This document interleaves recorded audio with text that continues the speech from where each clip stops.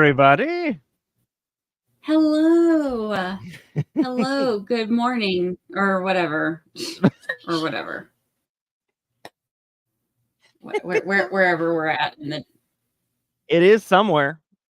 It's somewhere. It is.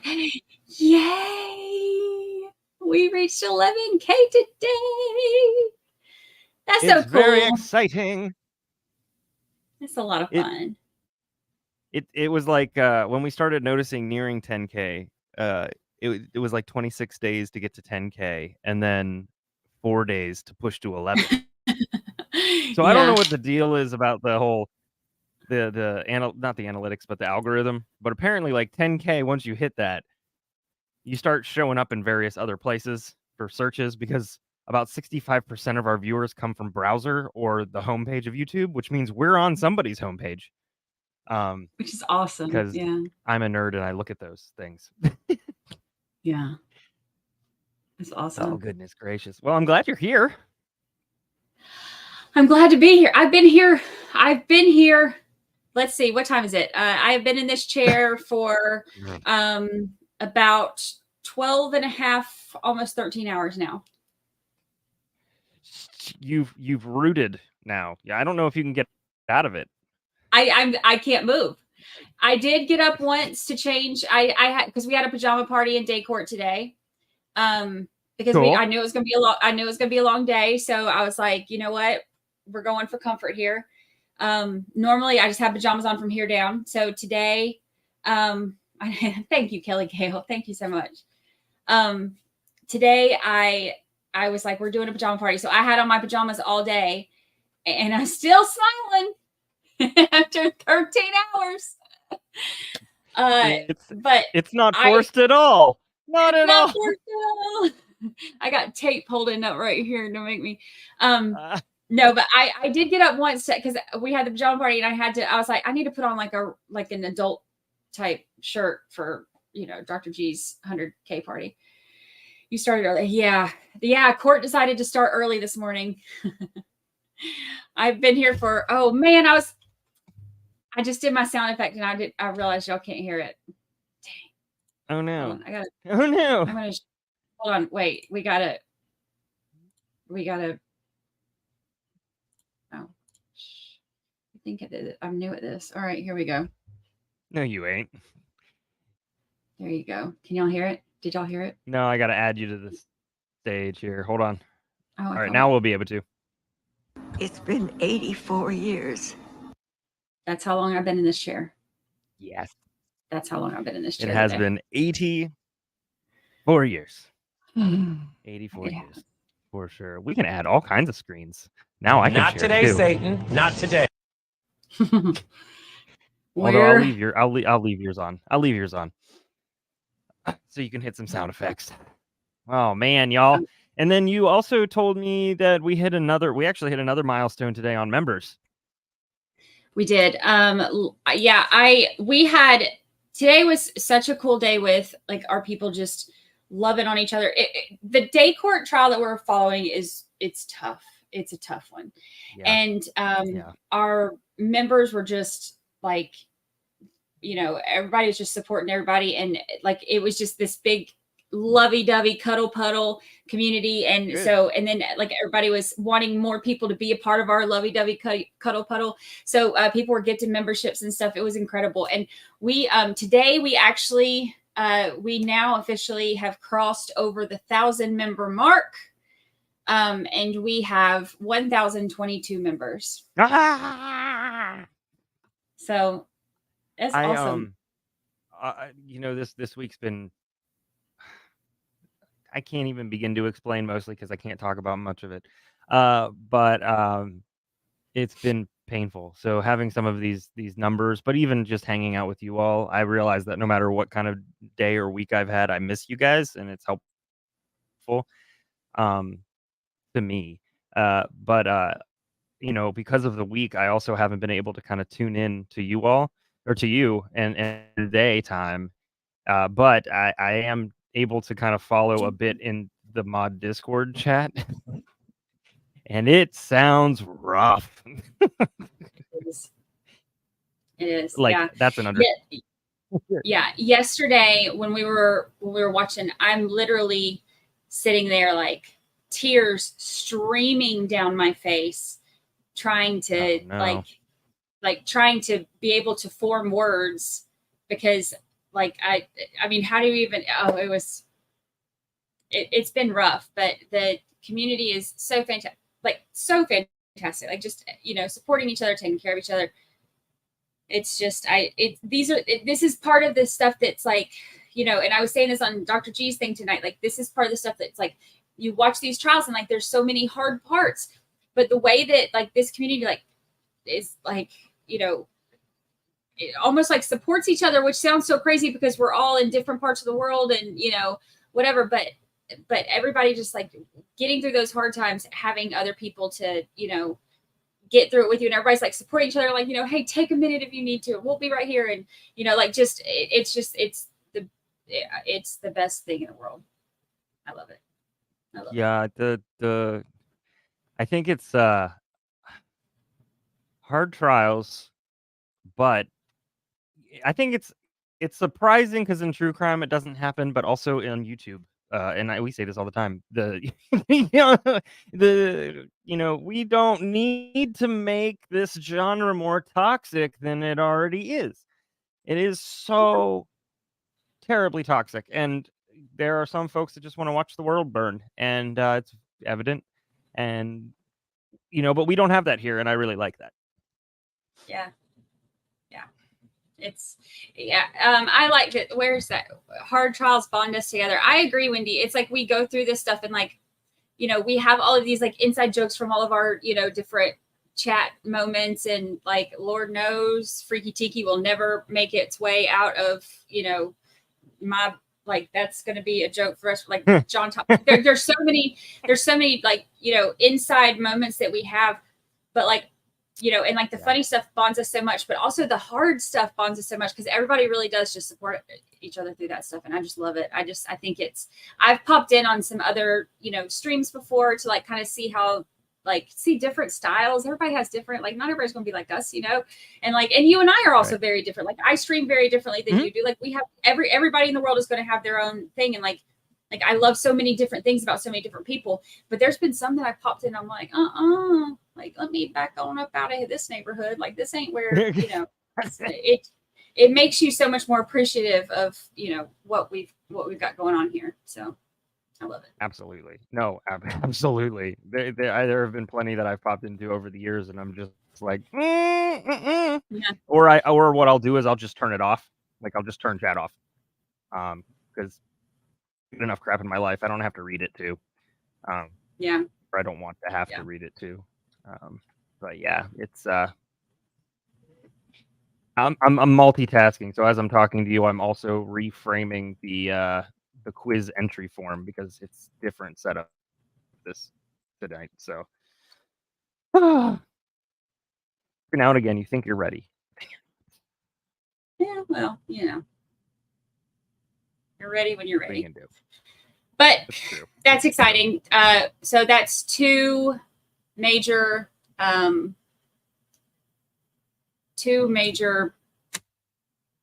milestones that we've hit, which are really exciting. So we wanted to celebrate that with y'all. And we crossed 23K downloads on the podcast. Yes. I'm so proud of that. So proud of that. It's something to be proud of. The amount of downloads per month it's unheard of to me. At least from how we started. We didn't start with a network. We didn't start with hundreds of thousands of dollars for advertising. We literally just started.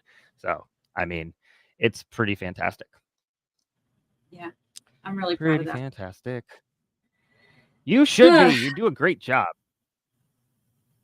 We do a great job. All right. I am tired. Podcast. Thank you. I'm very, very, very proud of it. All right, y'all. I have been in this chair. Well, I mean, it's been 84 years. I'm gonna I'm going to go. I'm going to see if I can peel myself off of this chair, if it's even possible anymore. And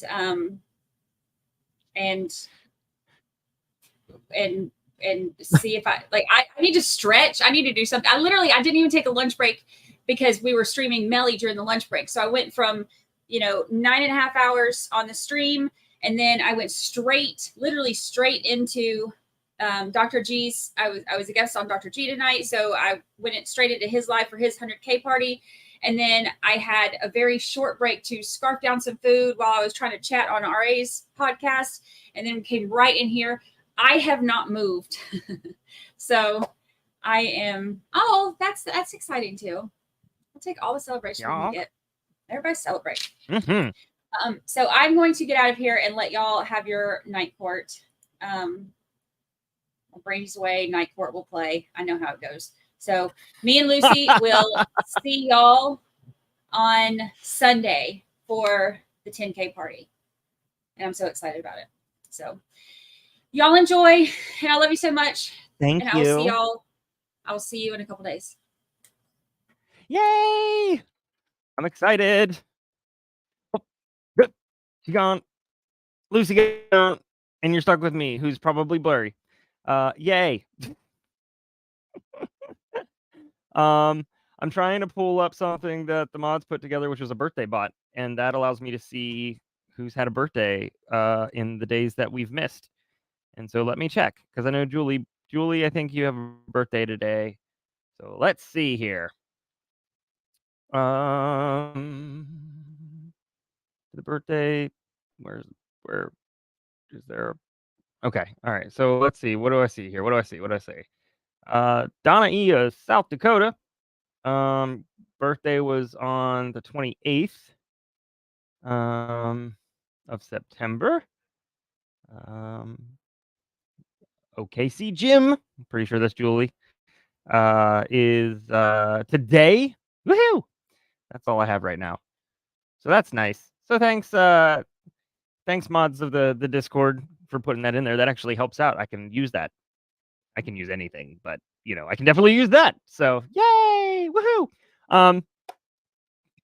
So I do want to get into obviously the whole if Brandi, if you're still listening, the Lucy cam is still being shared. So yes, happy birthday to everybody. Happy birthday to you. Happy birthday to you. Happy birthday to Julie. And I'm blanking. I remember South Dakota, but you know what I mean. Happy birthday to you. Well, happy birthday to you too, Wendy. So I wanted to talk about a couple things, but let's go ahead and do the there goes. There it goes. Let's do the video, shall we? I think we shall. All right, here we go. Top 5.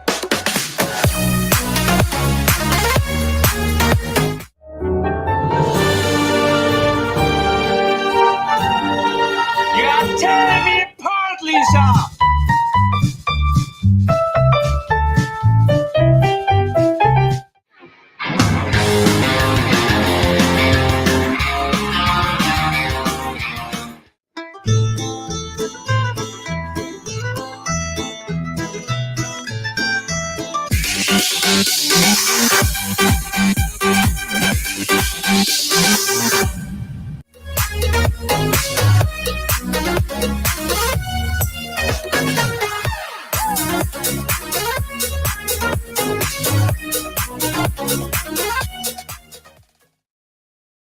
Thank you all for being here. Thanks for being here early.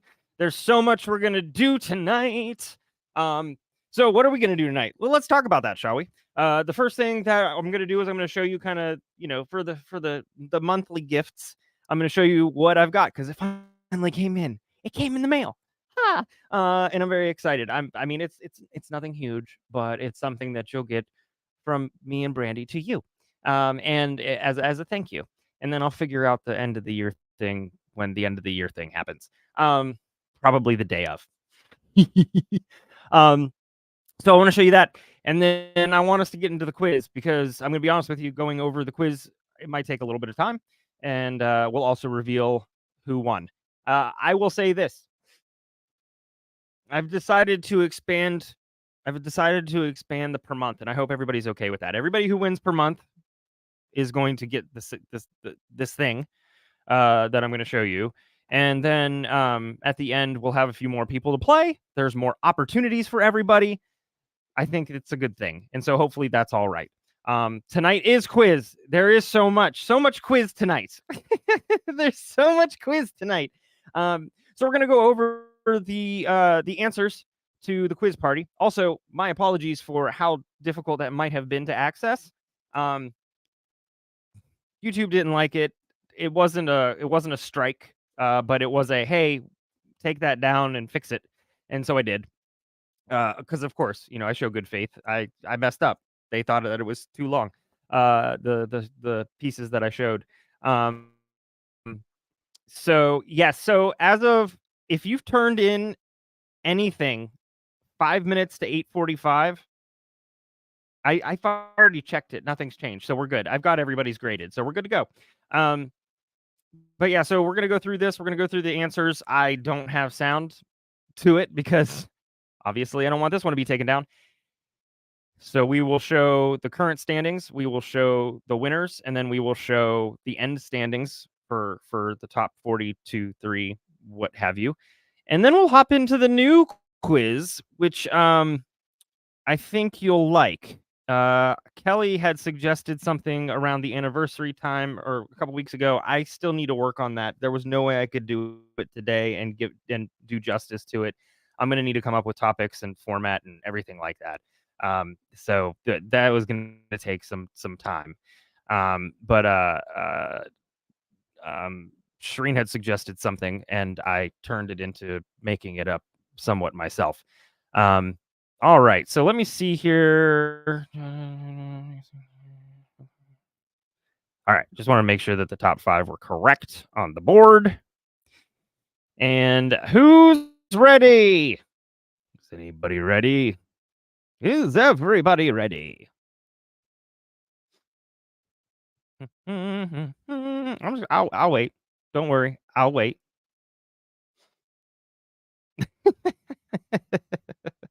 All right, here we go. It is this time.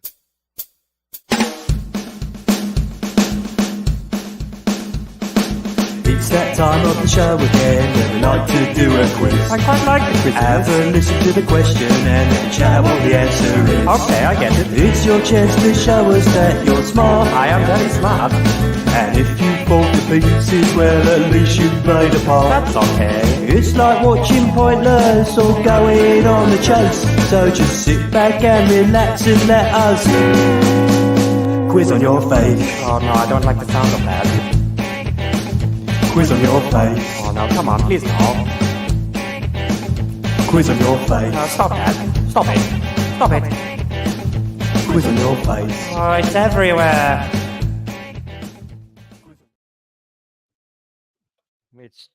You just gotta move.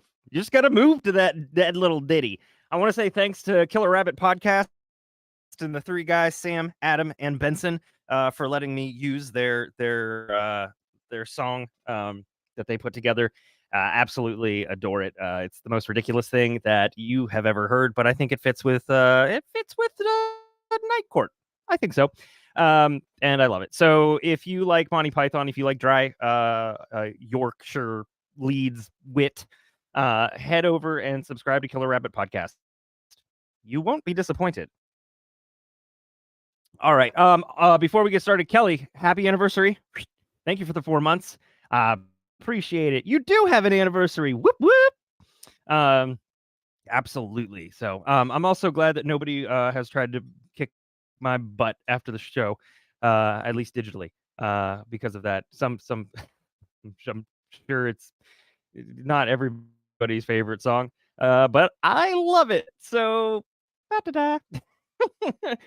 all right, so quiz party. Let's go ahead and get into this, shall we? Obviously, we had total points up for grabs was 50, which was a lot. It took a while to go through. And we did have the music. Obviously, we will not have the music today. So first song, the first song, I'm going to bring up the images because the images also had clues. Number one, the first song, It's Been, was 1 Week by the Bare Naked Ladies. Such a good song. Number two with the kid in the mine. Well, That Boy Is Mine by Brandi and Monica.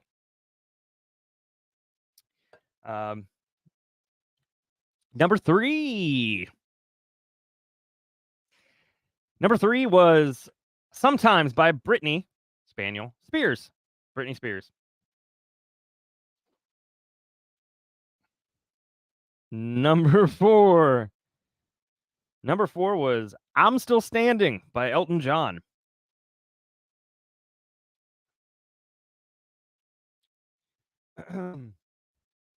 Number five,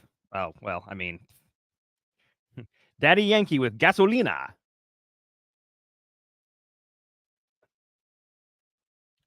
Number six, I can tell you this one right now. Number six was Rock and Roll All Night and Party Every Day, and it was by Kiss. So, oh man. All right, number seven was Love Me Do by the Beatles.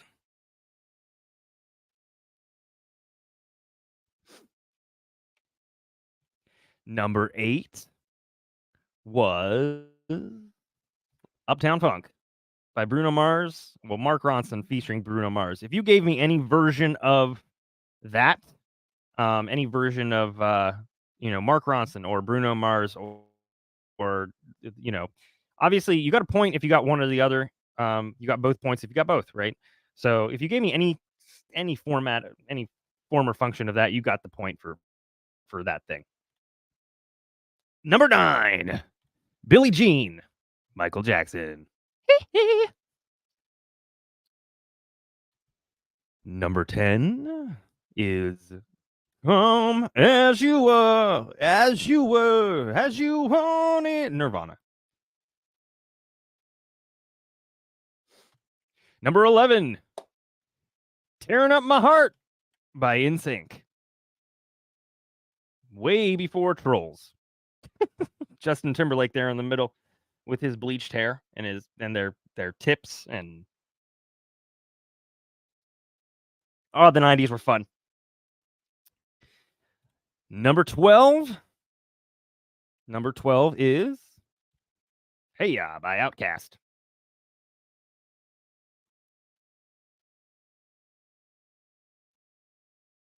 Number 13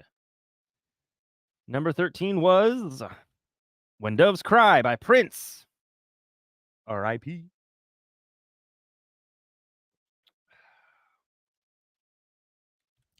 Number 14, Don't Stop Me Now by Queen.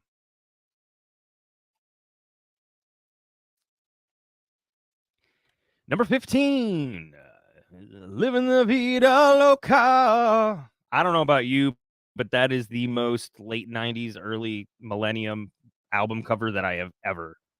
Like, that just throws me right back into when that came out. Number 16, Santana featuring Rob Thomas with Smooth.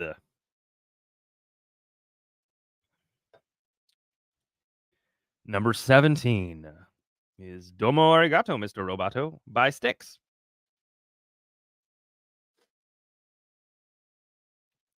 Number 18 is Gimme Shelter by the Rolling Stones.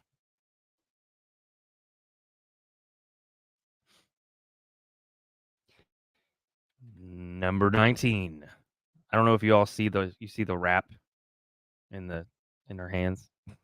It's the Sugar Hill Gang with Rapper's Delight. Oh, I love Styx too. Styx is like one of my favorite bands. In fact, Styx is the reason why I bought a 12-string guitar. So Fooling Yourself starts out with a 12-string, and I had to have one. Just had to have one. That was a while ago. Number 20. Number 20 is Usher, My Way. Man, that's an old album cover. Angie, don't brag. Don't brag. That's pretty awesome, though. That is awesome. I love his voice. Absolutely love his voice. You record it. I'll play it on the play it on the party. My calling is indeed, yes, B42, B42, B42. All right, so that was the first 20, and then we got a bonus round. And the bonus round had 10, I believe. And so the first one, I don't know why I got rid of these. Let's see if I still have them in the Canva. I might still have them in Canva, and I can play them. Audio.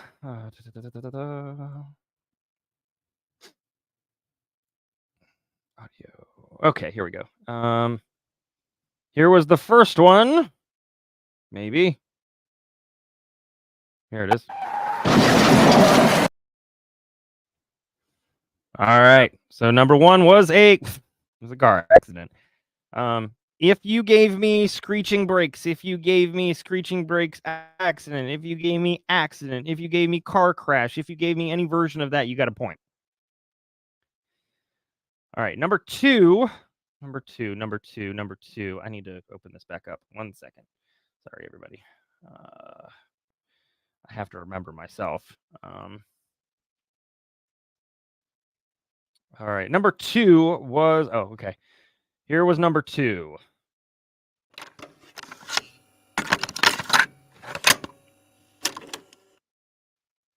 We got a lot of different things for number two. Record player, camera shutter, rotary phone, dialing phone, key and lock, old typewriter.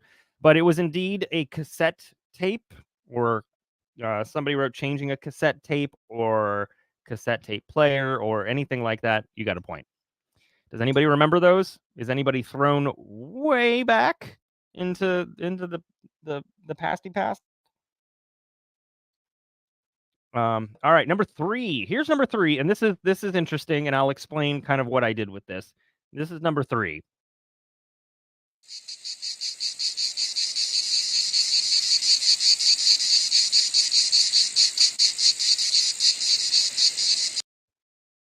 Okay, so number three is I had to slap myself on the hand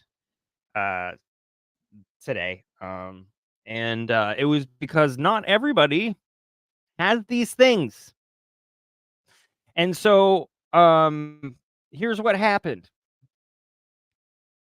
You know, we got some answers for crickets. We got night bugs, locusts, cicadas. The correct answer is cicada. But here's the real thing. I was looking at territory of cicadas, and unless you're in the Northeast or the Mid-Atlantic, you probably don't have them. The UK has one type of cicada, and they're very rare. They're going away, and so that makes this question difficult. So I just gave everybody a point. So everybody gets a point. Is everybody happy? All right, number four. Here it is. That was number four. Number four, a good chunk of you got this, but number four is, well, it's a crushed can. You're crushing a can. And that's exactly why I gave everybody a point. So crushing pop cans is so depressing. Don't hate me. All right. Number five. So the bonus for number five was, I wish these were off that order.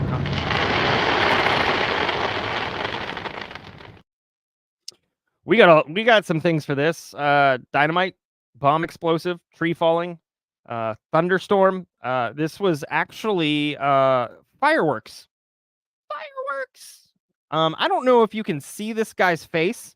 He is very concerned for what is about to happen to him. I saw this face and I was like, I have to put this in the actual thing. It has to happen. So yeah. So that was fireworks. Number 6. Everybody got this one. Every person got this one.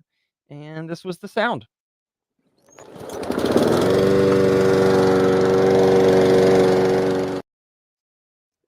All right, and it was indeed a lawnmower. Not that one, probably, but a lawnmower. Okay, number 7. Number 7 got some of you. This was the sound of number 7. Well, ideally, here it is.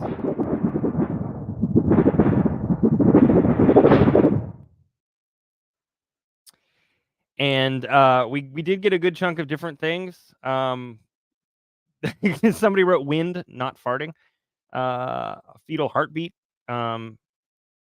Drums or something. Submarine. Thunder. A lot of those are really good answers, but it was actually metal sheeting, or like, for instance, a saw that you'd go back and forth with, and somebody were wobble board, which I looked up, and absolutely. It is just like that. Speaking of which, there's one. Metal sheet waving. We had thunder sheet, which also I counted. So that was wobble board, and or metal sheet or something like that. So if it got anywhere near that, you got a point. All right, number 8. Number 8 was I think pretty much if you guessed it, you got it. Yes. So technically it's a WWE ring a bell, but let's be honest. The reality is these bells are used. That's not it. I gave it away. What happened? Where is it? Messed it up. All right. There you go. Bell. So that was bonus number 8. No, that's not right at all. I was correct. Ha! I kidded myself. Oh well. All right. So bonus 8. Let's do this correctly. Here was the sound for 8. Maybe.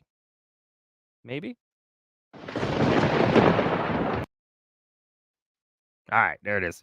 So bonus 8 was a storm. Da-da-da! There's your famous storm, everybody. And my lovely attempt at terrible photoshopping. So yeah, so if you said storm, thunderstorm, thunder, anything like that, if you involve thunder or storm, you got a point. If you just said lightning something you see, so just not a sound. So 9 we talked about. Number 9 was the bell. Number 10, the last one, which I thought might be a little bit more difficult, but the majority of you got it, is a coin dropping. Anybody remember these? It's not actually like this coin drop, but just like a coin dropping. So yeah. So, 1 second.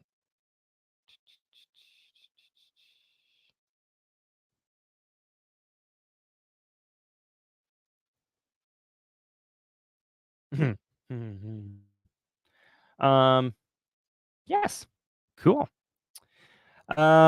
So those were your bonuses. So this is where we were beforehand. I am going to move me, not like that, like that. This is where we were beforehand. This was before this quiz. A lot of things changed. A lot of things moved around. Some things stayed the same.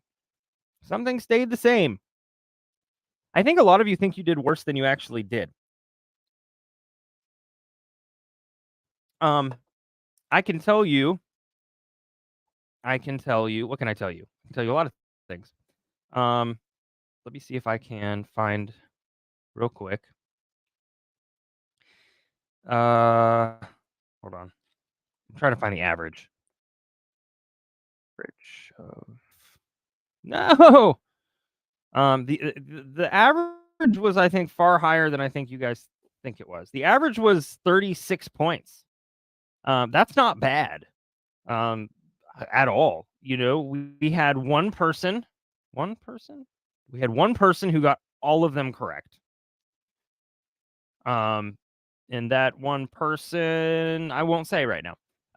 Because yeah.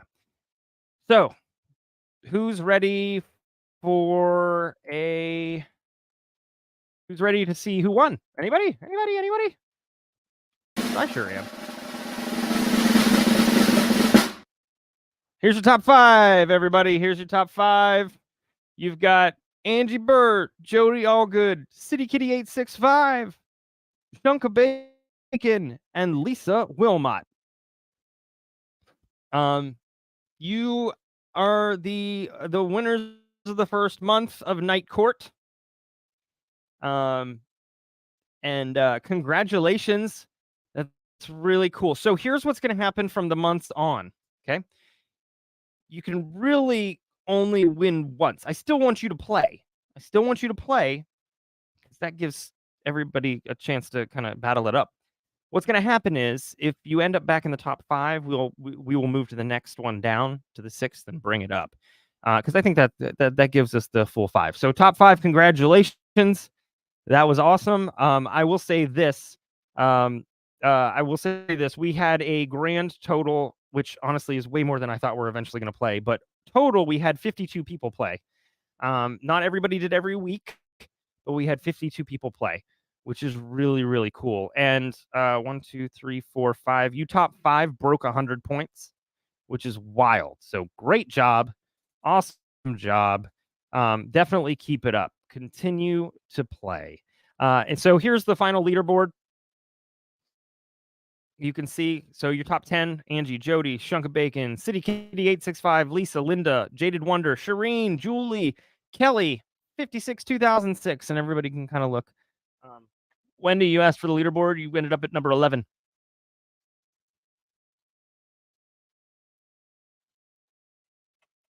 So hopefully you guys are happy with me doing top 5. I was really worried about that kind of opening it up a little bit, but I think it's going to end up being a good thing. You all did a fantastic bang up job, and I think the only reason folks might not be on this top 42 is because you missed a couple of quizzes. So you know that's truly one of the only reasons. But yeah, we even ended up having Sam from Killer Rabbit Podcast play. So it's a lot of fun. This is really, really cool. So thank you all for this. Kelly, thank you for the suggestion for trivia. I think this is awesome. It gives us something to look forward to on Fridays and something to look forward to on Wednesdays as well. And something to do, which I like something to do. So yes, you can. So for this upcoming quiz, okay, you can, if you want a different name, feel free to put in a different name, and we'll start since we're starting the leaderboard again, I'll start using the new name that you put in there. Okay. So if you go to that's not true. You stop it. It just might not have been your stuff. Might not have been your topics. But tonight I have an opportunity for you to let me know what your topics are. All right. Oh, brain fart. JT, hold on. 13, 14, and 15. Sorry, everybody. I'm having a senior moment here is what it is. If you have the form open for the quiz that's about to come up, close out of it. And I have to fix something really, really fast. Will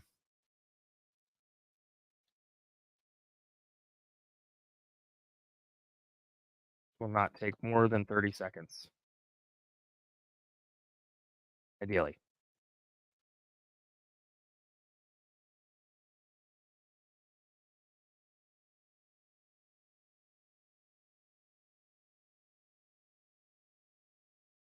All right. Okay. And then this, and then this, and this. Sorry, everybody. Okay. And okay, it's saved. Cool. Awesome. Well, is everybody ready to hop into the actual quiz for tonight? Now that we've caught up, I'll give you one guess who got them all right.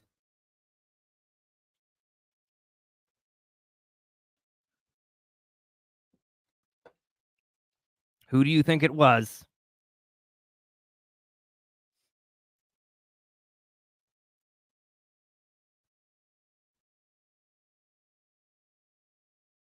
The link to the form is the link tree. It's the same form. I didn't change anything. Everybody's like, Angie, Angie, Angie, Angie, Angie. Yes, it was indeed Angie. Congratulations, you got all of them.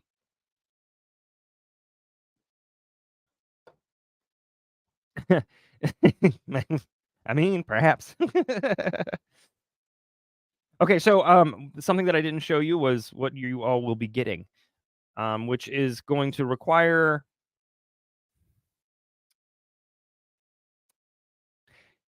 well, I'll need to reach out to you in one form or another, or email me, but I'll need to send this your way, but it's going to be in an envelope. But we've just now got in custom postcards, and on the back you'll get a nice little message from me and signed by Brandi and me. So you'll get this, and then you will also receive the coveted. You don't know what's coveted. You don't even know what it is. Maybe it's not coveted. Maybe you don't. But who knows? But remember, this is just for the monthly winners. But you also receive a card. And this card is good to remind you of certain things, because on the other side it says, member of 13th Juror, if I'm arrested, call the chart lady or Brother Brewmeister. You can put this in your wallet. And so that will go in here, and that will go into an envelope, and that envelope will head your way. And I will make sure that you all get messages. You know, just to send like a blank thing out, that's not very nice. I don't like doing that. I don't like when that happens to me. So I will make sure that there's something written on here. And if I can't, for some reason, because this is glossy, if I can't, I'm going to have to talk to Polly. But if I can't find something to write on here appropriately, I will write on a sheet of paper, put it in the envelope too, so you have that as well. So I am so excited that these came out so nicely for the price. Wow. I will take it. Okay, so let's get back to the quiz for tonight, shall we? And for those of you who are waiting for the trial, we are getting there. I promise. I promise. All right. So, actually, I think I'm safe here. All right, so here is tonight's quiz party. Now, you might. Probably not. Remember, the end result is me working at a nonprofit, so probably not. All right, so this is the brand new quiz for this week, because it is Friday night court quiz. And here is the topic. Can you figure out what it is? Oh, Indy, you didn't have to super. I mean, I appreciate it. You didn't have to super chat for it. Is anybody typing in Linktree? Do we have? I'm sure they did, but let's do it again. Thank you for the super chat.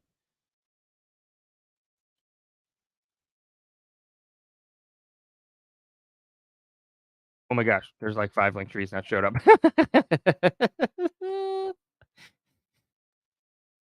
Oh yeah, no, absolutely. Please do play. Please do play.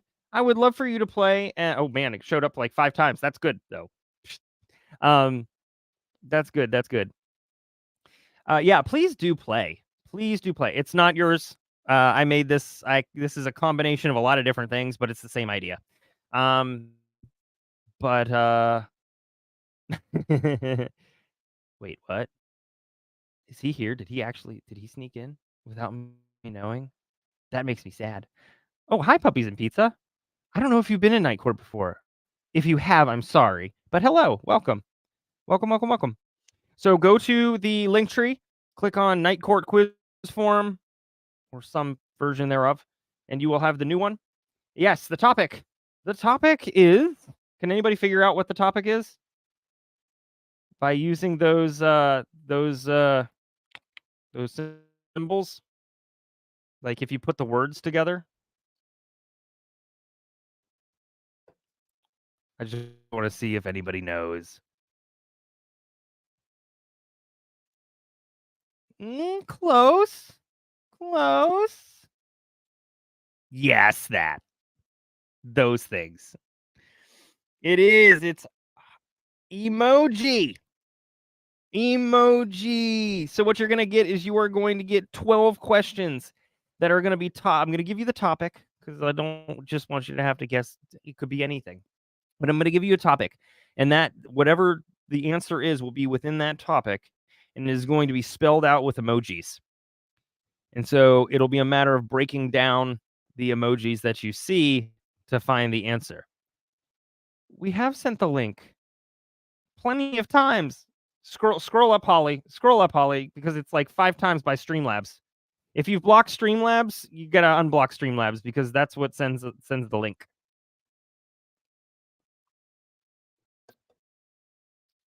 Rude. I can't believe you didn't put the smiley face in there. You missed a chance. Wait, who was joking? She was joking? Holly, you were joking? Oh, I'm sorry. It's above. It's the link's above. All right, here we go.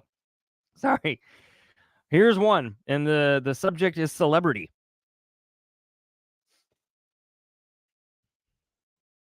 So I'll give you a chance to write it down. Again, you do not have to enter this quiz and hit submit until Wednesday at 8:45. So if you want to come back and stare at these, you absolutely can. The other thing that I might do is create a document that has these with the question numbers beside them, and I will post that on social media and our Facebook page, and then in Discord as well in the Night Court channel, and that way you can take a look at them in total, so that you'll have to, so that'll help too.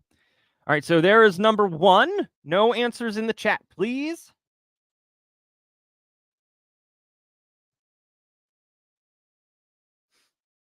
But I will give you a few moments. Let's see if I can get some music for, the few moments.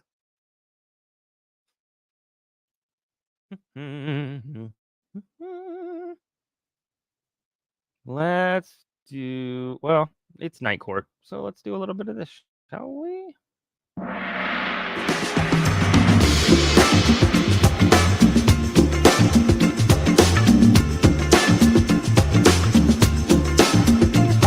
Turned down. Way too loud. Sorry, everybody. It's way too loud. Oh, that's why it's way too loud, because it signed me out. Thanks a lot.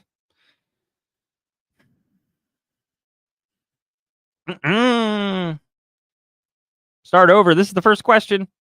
It's the first one. We haven't missed anything else. This is the very first one.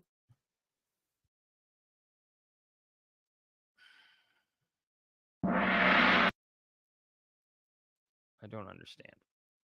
Okay. Whatever. I'll just download it. That's not right.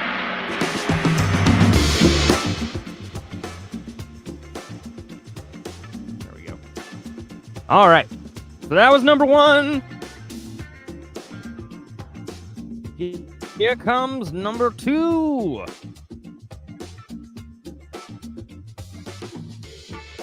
And the topic is city.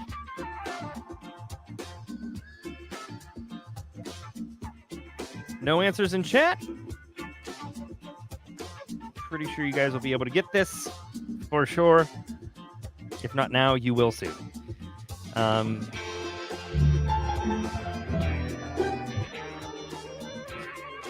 Hi, 80s music, Dan.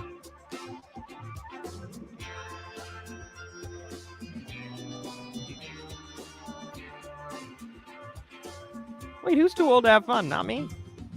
I know that this is a little less engaging or involved of me, but I think this is so much fun. It might be called different things around the world, but yeah, it's an emoji for something else. Not necessarily what it is, it's what it represents. That is a hint, and it probably gave it away. Hello.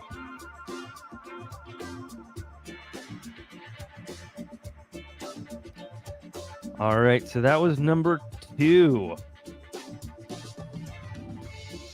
Here comes number... If you could see at the bottom, this presentation that I put together today was 87 slides, everybody.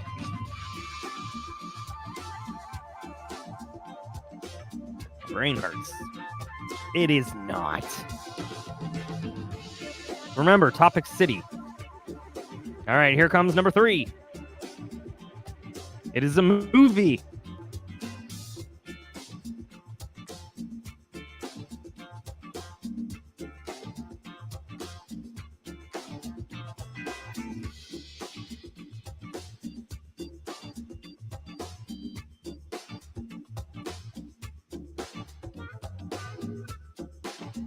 It's a movie.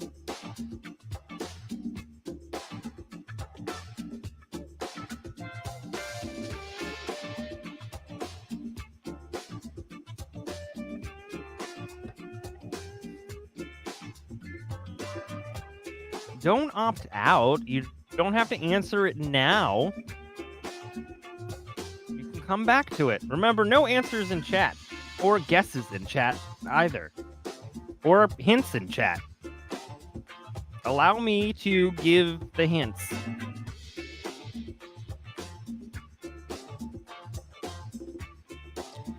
All right, so that was number 3. Here is number 4. And it is a name.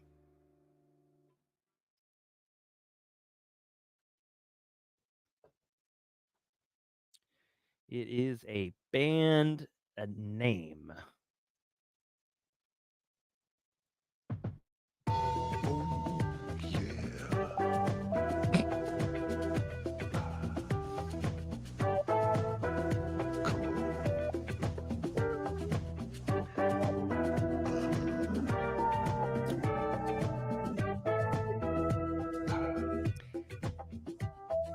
You guys,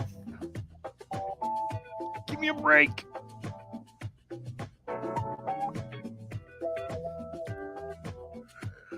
Listen, here's the deal. If I would have put an emoji that was doing what you're saying that it's wrong for, it would be like, oh, closed eyes. Oh, closed. Oh, asleep. Oh, so that doesn't help anybody.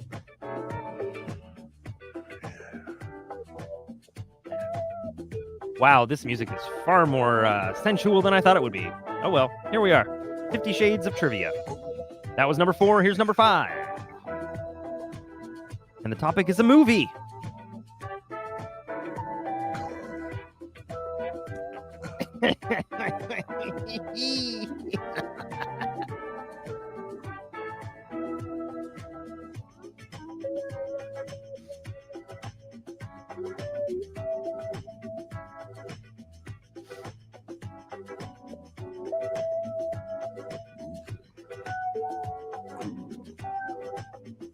This is incredibly suggestive. Let's go this route.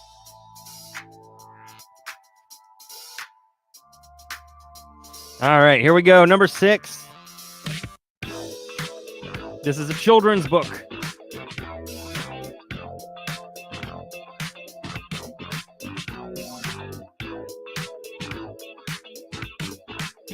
Oh, yeah.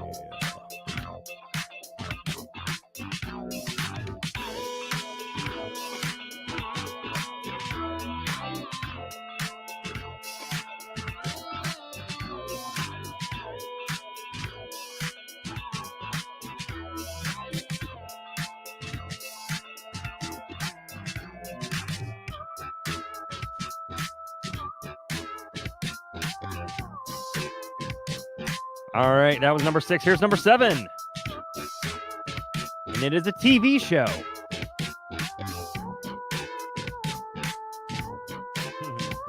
Spider Pig does whatever a Spider Pig does.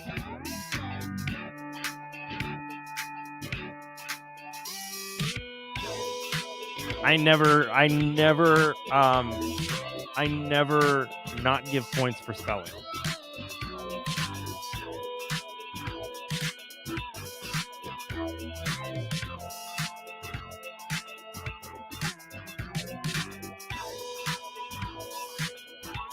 All right, that was number 7. Here's number 8. It is a movie.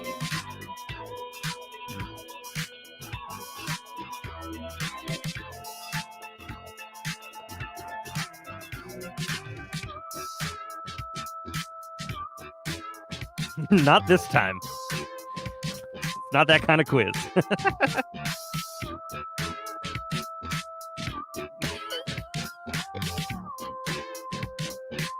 Y'all are terrible.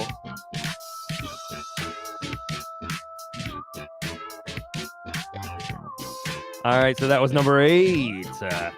Number 9 is a book.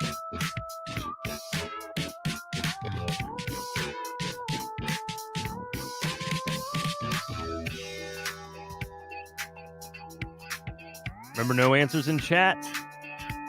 Don't give it away. Give it away. Give it away now. All right, so that was number 9. Number 10. It's a candy.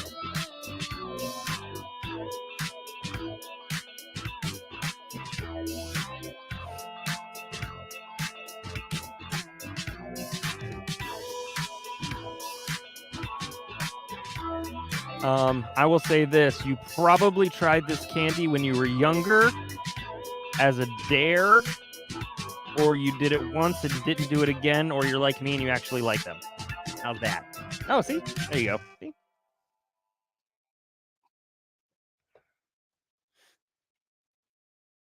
All right. So that was number 10. Number 11.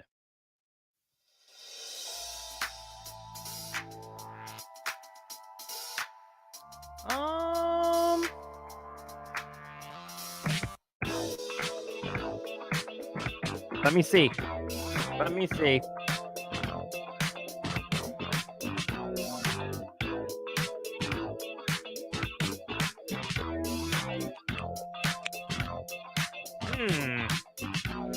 You know what?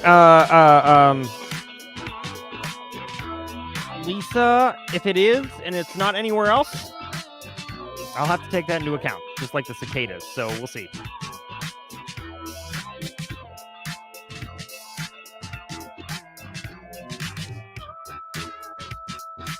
Yeah, sorry, number 11, 80s movie. It's an 80s movie.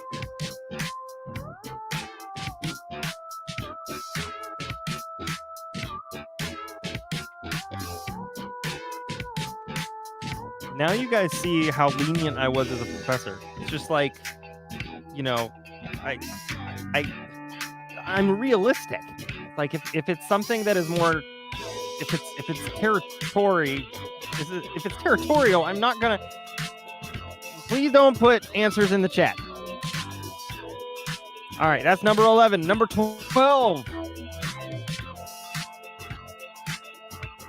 Number 12 is a movie. There are 12 questions and then 3 bonus questions.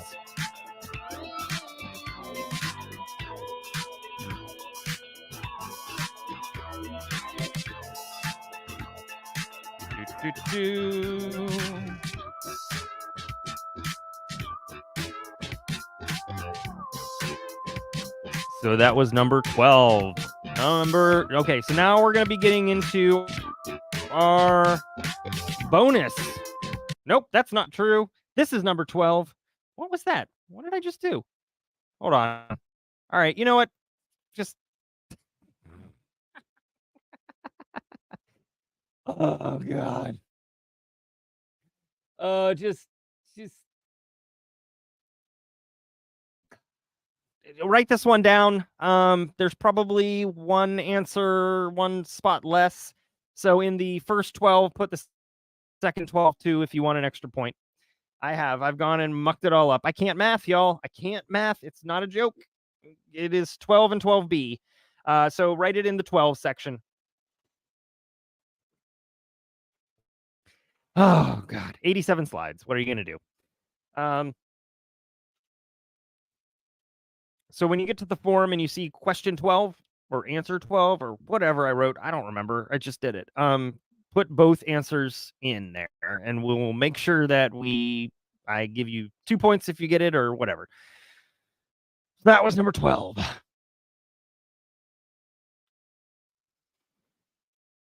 All right.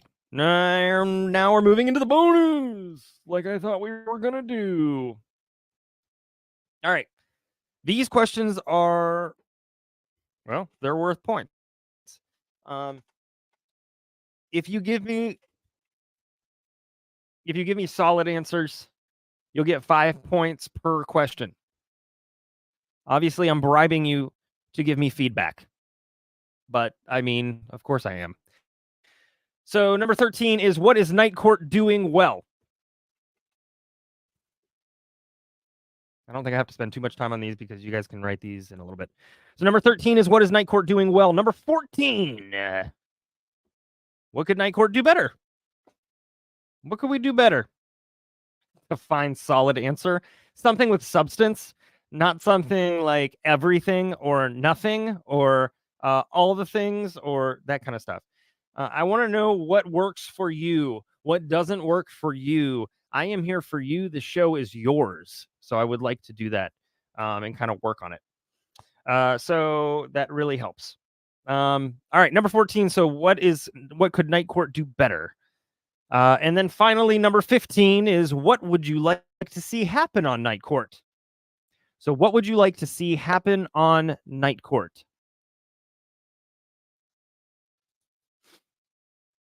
That gives me an idea. Now you can suggest cases. Please remember that trials have to have been televised and accessible online. I would love to be able to access all kinds of trials, but I just can't if they're not available online. So if you have a suggestion, make sure that it's available online. And then so yeah, but see, on Fridays we do this. We do this. It's a piece of the show. On Wednesdays, we do the answers. So it's just a piece of the show. Number 15. So what would you like to see happen on Night Court? I want to know. So you can give me suggestions on that. You can give me suggestions on segments. You can give me suggestions on whatever you want. And I will try to incorporate what I can if it fits in with the brand. Or if I can even do it technologically.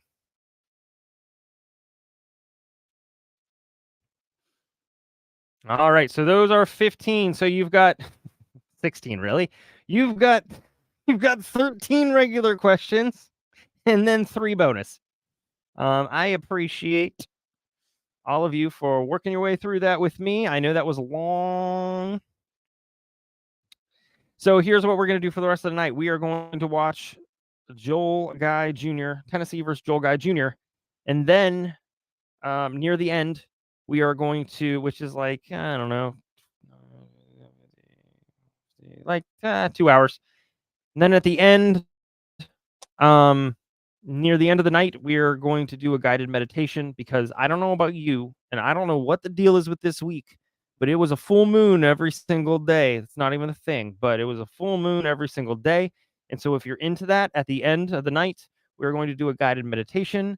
It is going to be for like stress relief, for refocus, for centering, for being open, all of that. And so this is one that I wrote and not something random, or something somebody else wrote. And so we'll have a video and we'll have music and we'll have me who doesn't F up and remove myself from the presentation so you can't hear me this time. So yes, no problem. All right. So that is what's going to happen at the end of the night, but we are going to get started with this Joel Guy Jr. And I am going to step away for a second. So mods, you're up. And then I'll be right back. Okay. So here we go. It turns out there was no suspects in the house. Let me ask you, back on November 28th, 2016, did you know whether or not anyone was in the rooms that you hadn't cleared? No, sir, I had no idea. Anything else, Mr. Austin? Thank you, Detective. You may step down. Next witness. Can we call Sandy Campbell?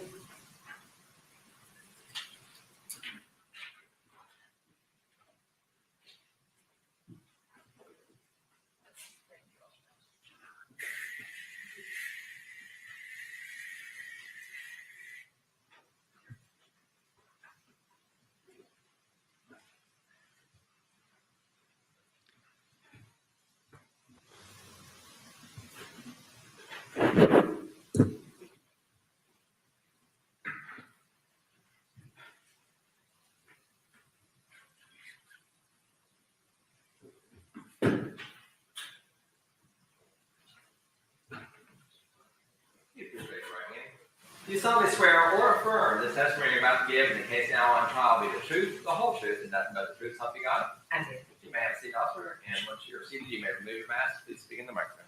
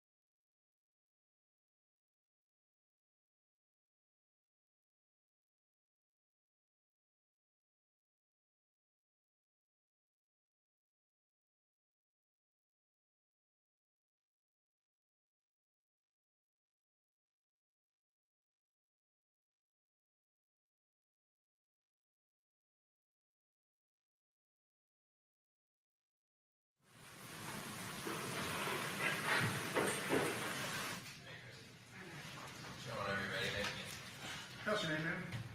My name is Officer Sandy Campbell, By whom you employed?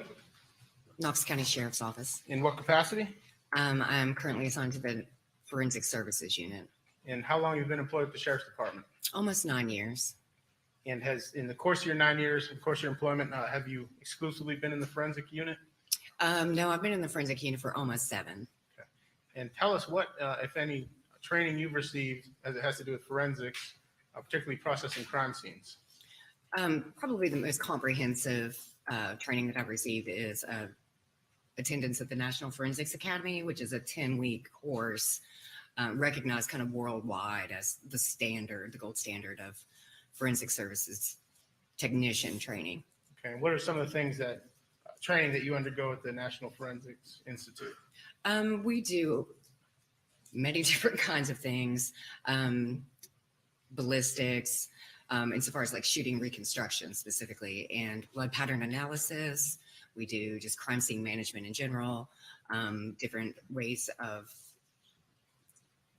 processing for latent fingerprint, much, like lots and lots of stuff. Okay. And when we're dealing with crime scenes in particular, and crime scene management, as you put it, what are the types of things that you're doing on a crime scene in terms of physical evidence? So specifically, my job consists of documenting, collecting, and preserving any sort of physical evidence that we find on a scene. Okay. I'm going to ask you to speak up just a little bit, just because we have jurors in the way back. Okay. That's me pinning the message. I have to be Brandi to do it. Okay. And when you say Just saying. processing and documenting, you do that through the use of video?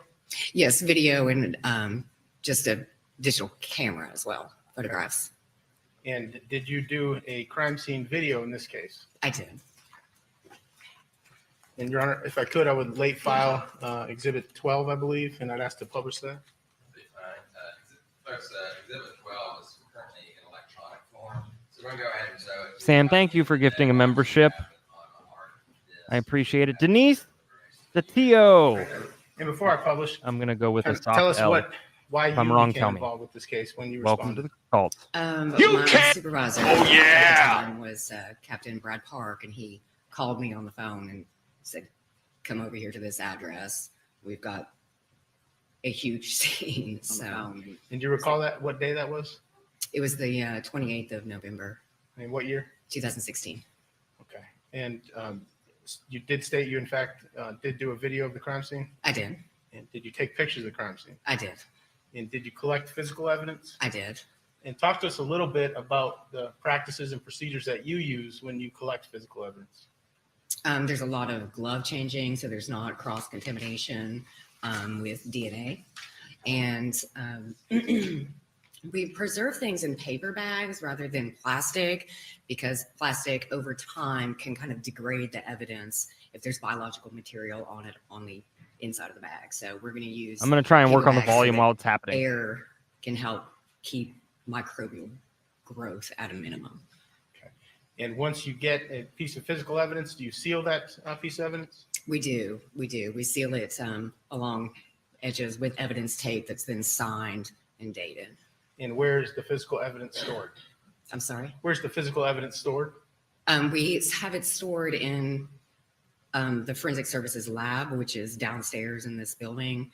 And it's locked in the lab and then additionally locked in these cages that you see in the back of the room. We refer to them as cages. And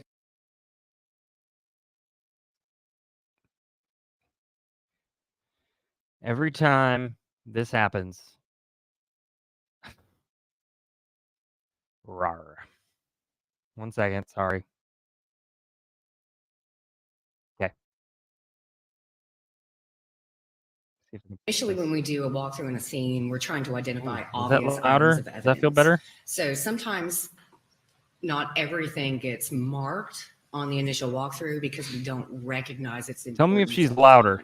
So when that happens, when we do that initial walkthrough, we do mark with a plastic evidence placard the items that we consider to be of possible evidentiary value at that point. So when you see pictures, you will see evidence placards kind of throughout. And that's what they're being used to mark the significance. Okay, So cool. We can tell later, like spatial relationships, if it turns to matter more. okay, is that typically something you do after your initial walkthrough of the crime scene? Yes, because the initial walkthrough is kind of what do we have, like what appears to be most important in the very beginning. Okay, so the video, would that be absent evidence placards? At that It point? would be, yes. This video is like the first kind of like official walkthrough from the forensic services unit, so we have some sort of idea of what matters. Yeah, at this point, we can publish that video.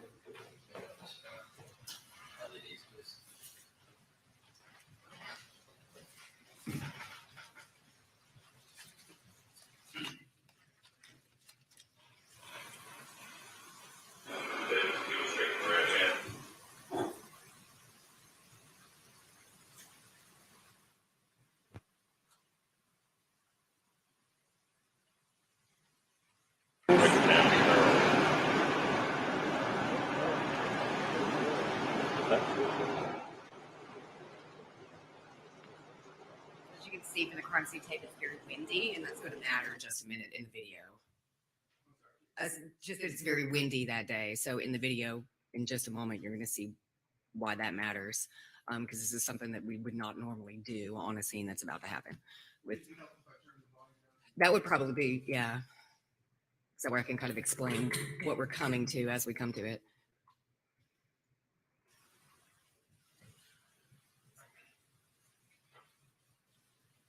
So again, it's really windy.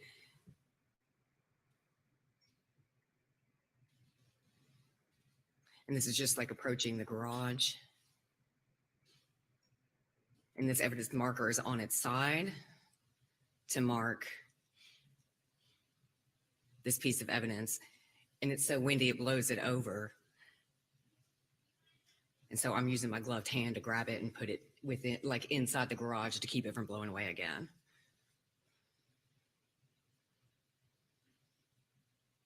Just So this is watching through FYI, the garage.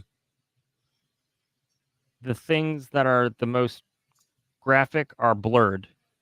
Into a sort of eating kitchen. Just letting you know. area.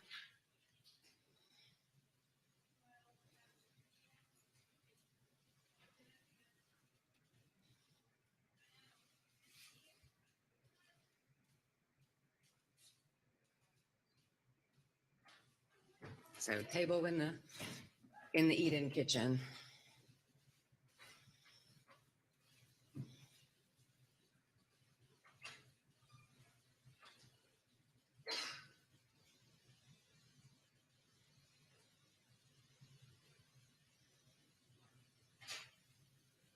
Random items in the kitchen floor.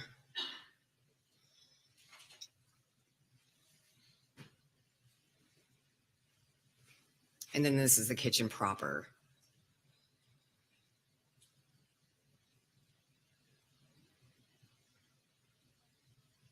So it's important to note here that the stovetop is on in this large stock pot.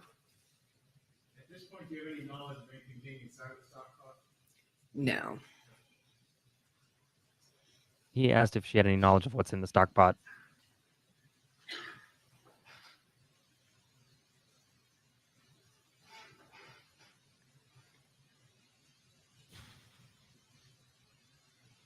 What a... Mm-mm. Mm-mm. So Mm-mm. this is continuing kind of to the other side of the kitchen counter.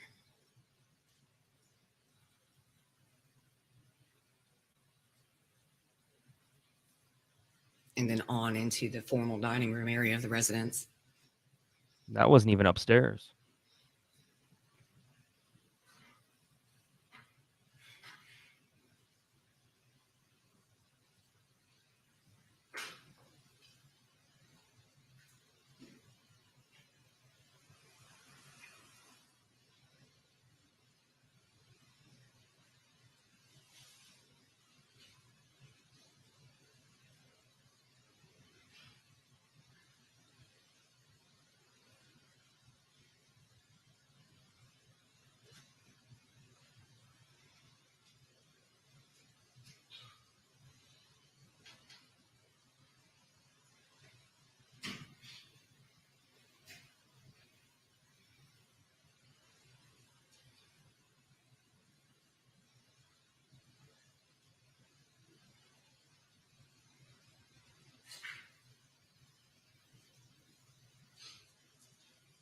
So this is, I'm stepping into the foyer of the residence. This is the front door and it faces the street.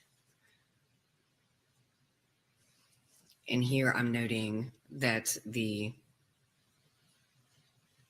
heating unit for the house, for the downstairs of the house, is set to 90 degrees. And it was very, very warm in there. And that's the front door and some miscellaneous groceries that are sitting in the floor. Let me ask you whether or not there's perishables in those groceries. There were.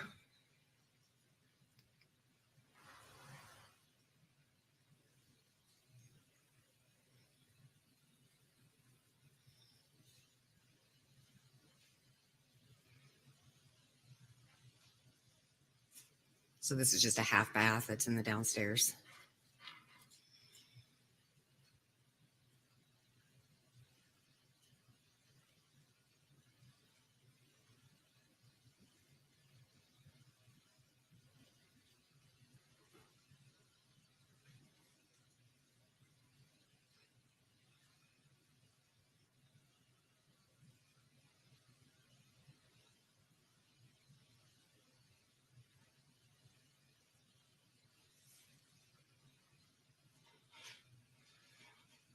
So this is the living room downstairs in the residence.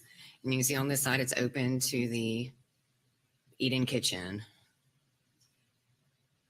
This is the back door, and you'll note it's missing a doorknob.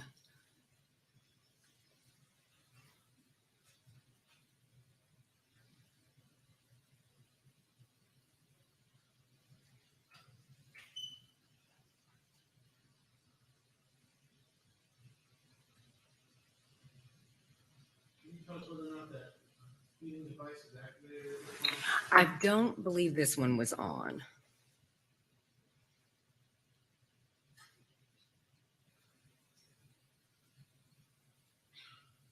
So he asked if the heat, if he couldn't tell, he asked if that heater was on or that fan was on. I think those are heaters, actually.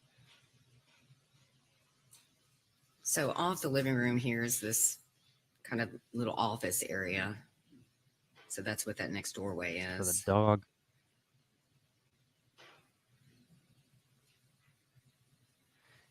You know, you'd think a lawyer would full screen the video. Just saying.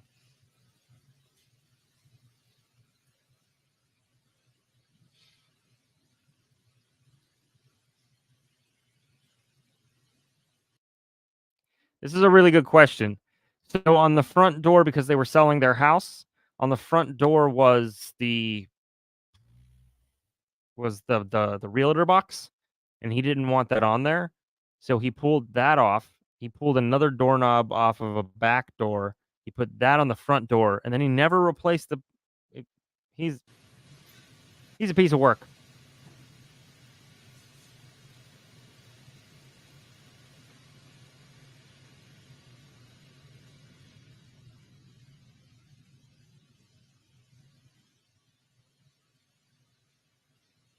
That part. That's a lot of photos. Wowzers.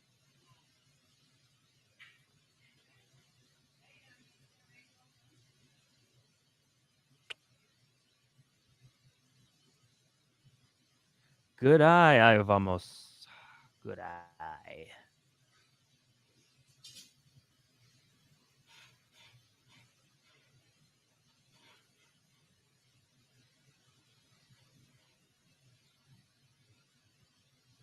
Man, that's a lot of photos.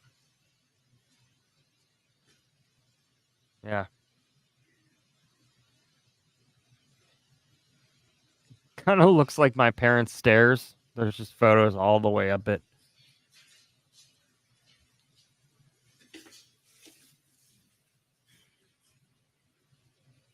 I do. I care. So this is back through the foyer.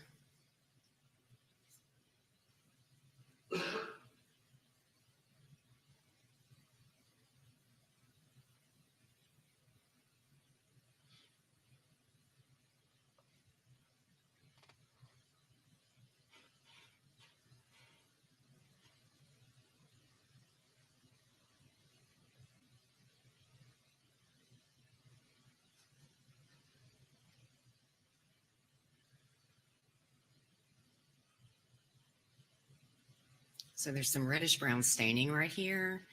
And we refer to things that we believe to be blood as reddish brown staining in forensics before they're tested and confirmed by a lab to be blood. So if you hear us refer to RBS or reddish brown staining, that's what that is. So here's more RBS down the side of the wall, and here at this gate, and on the banister as well.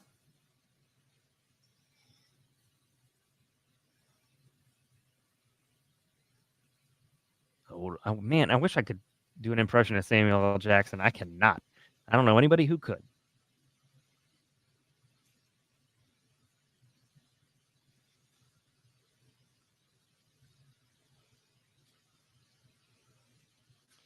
The child gate, man. That just a whole nother level. It just adds one more thing. This is just the landing Oh my at the top of the gosh. stairs. Just kind of small, almost foyer type area.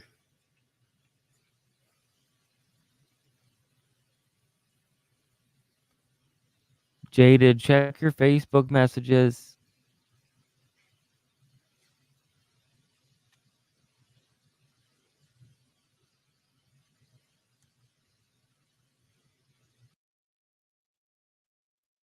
Yes. Yes, you can. If I have one, you can have one. 3 minutes or a little bit less. While you're doing that, I'll point out back here, you'll see that this is a mess. This is an utter mess. So I was tired of the desk. It wasn't working. It wasn't working for me. So I bought 2 sets of shelves. And so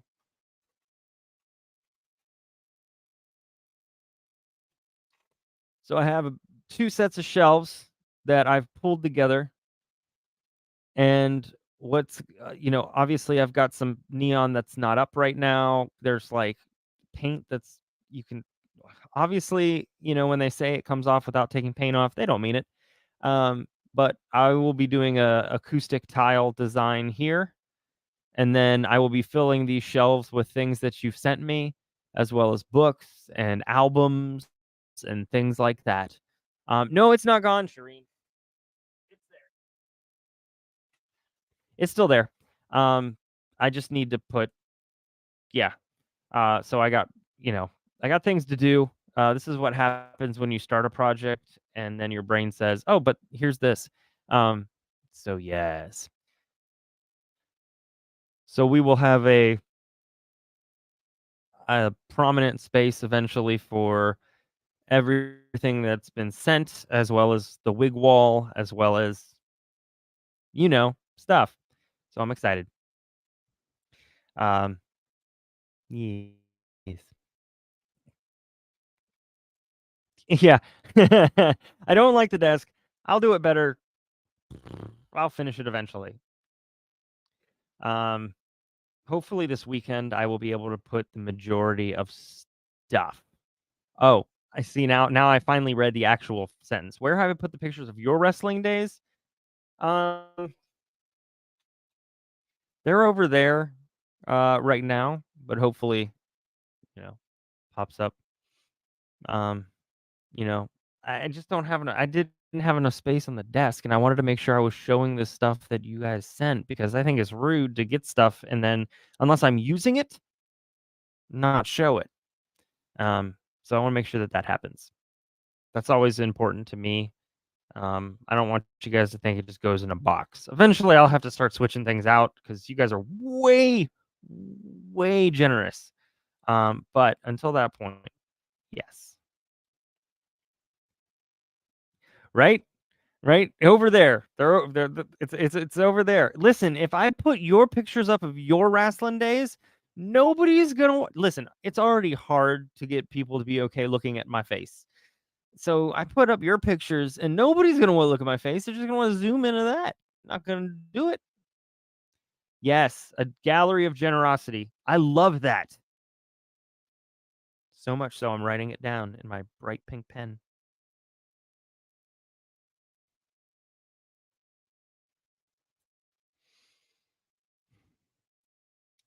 That is great. I love that a lot. All right, let's go. Let's do this. Let's get the right layout, shall we? Here we are.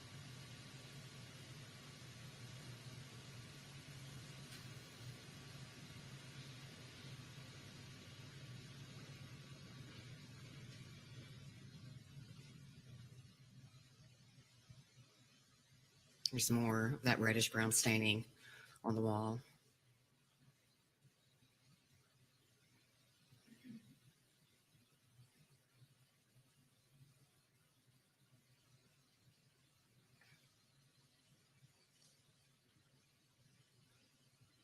And this is the master bedroom of the residence.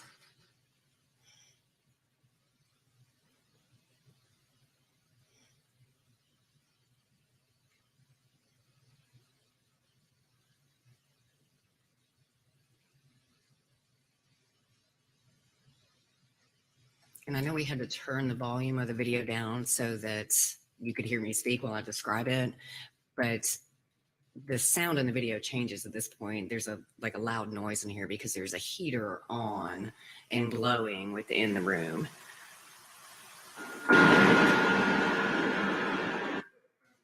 Yes.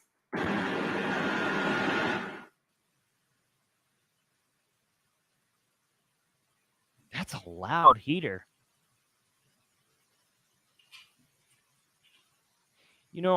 I appreciate the fact that they're doing this walkthrough with the person who did it, and they're describing what's happening. Obviously, I don't watch as many live trials as everybody else does. Being put off from the heater, it was turned on I think at the highest setting it could go.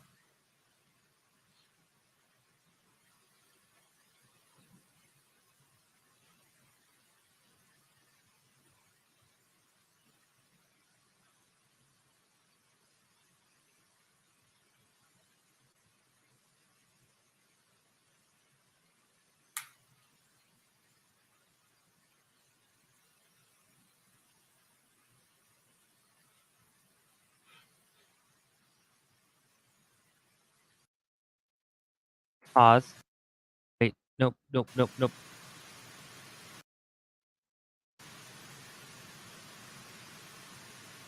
Hold on. As soon as she moves her hands. Oh, come on. Can I get a good screenshot of that, please? No?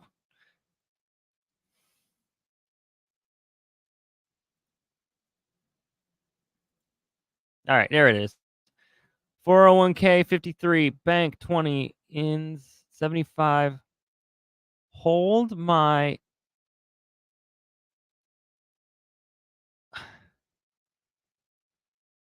hold on. Hold my old dead ashes and sprinkle us both after you pass at Buzzard's Roost by Angela. Tell all my children I love them, and as you should know, I do love you truly. I have had a blast. Joel Guy, 12/19/2013. Wow.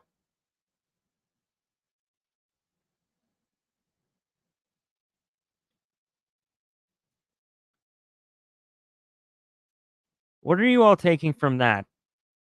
Because it was not, it doesn't look like Joel. This is not Joel Jr.'s handwriting. Not at all. I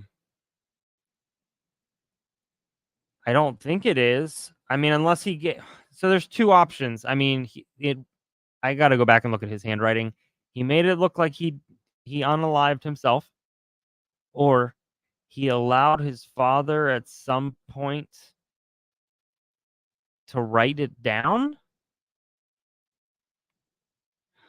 Hold on. Sorry. I mean, this is one of those things where it's like this is the fascinating stuff to me. And hopefully it is to you too. So let's take a look.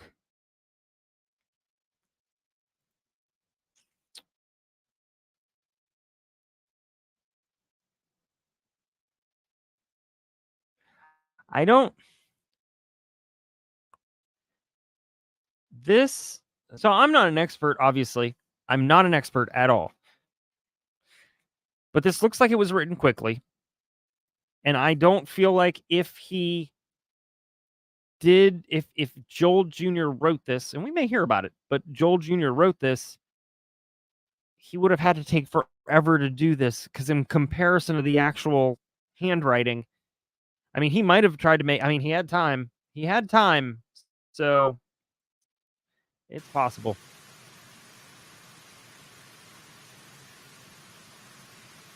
He might, I mean, wait, you said look at the D and DNA and had? Moment.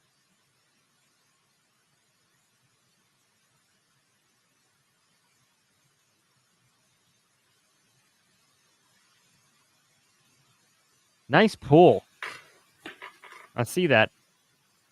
Nice pull. That's not what you'd expect to see on a side table. Yikes.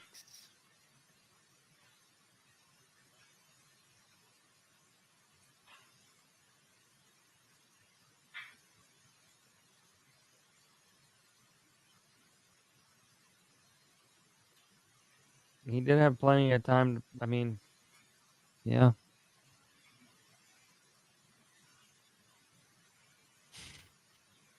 This is one of my coworkers who's also on scene with me. Can't believe it took me this long to remember YouTube has closed captions.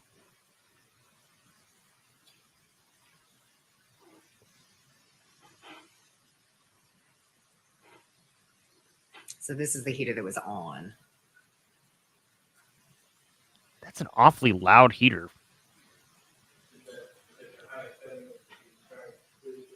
Yes, it is set to the number 3 setting, which is presumably the highest fan setting on it, like a fan. And this is going into the master bathroom.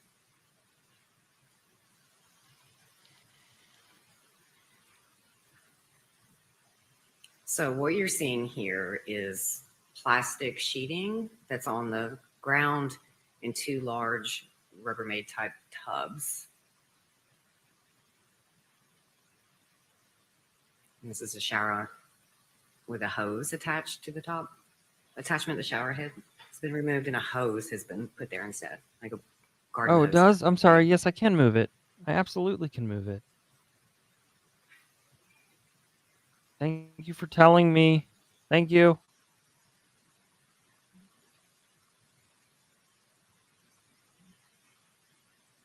If you didn't know you can move closed captions on YouTube, you can. In your words, I know it may be difficult, but you could describe the room with what you observed in the two.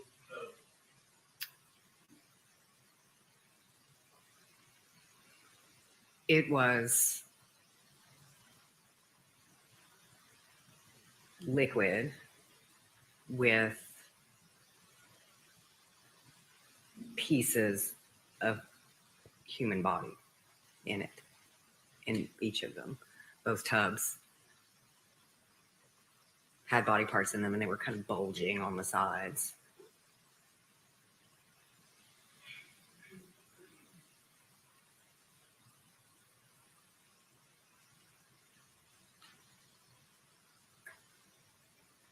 I'm so glad they blurred.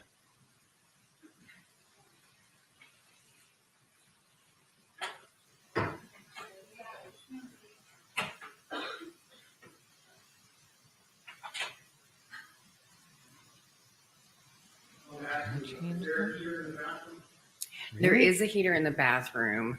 At this time, it's not on. But the master bedroom area of the house was definitely the warmest part of the house. And the upstairs was even warmer than the downstairs of the house. So the best of my recollection, the only heater that's on besides the central heat and air units is the one here in the master bedroom. See, this is the heater I was talking about that's in the master bedroom, but it's turned off right now. It's unplugged.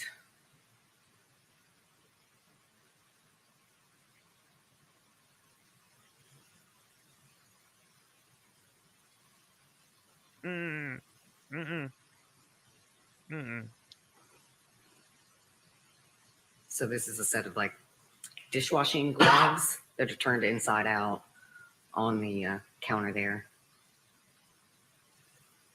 This is the rest of the hose. This is back through the master bedroom.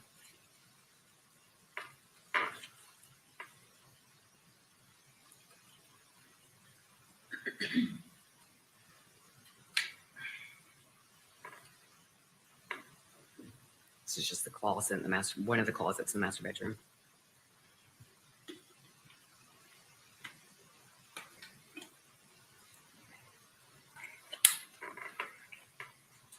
Now we're walking back into the upstairs foyer.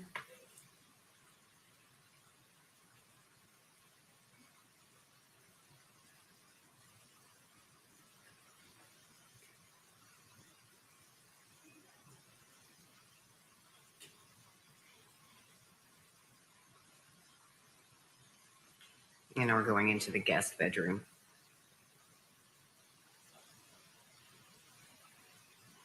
I think he thought that it helped with the decomp.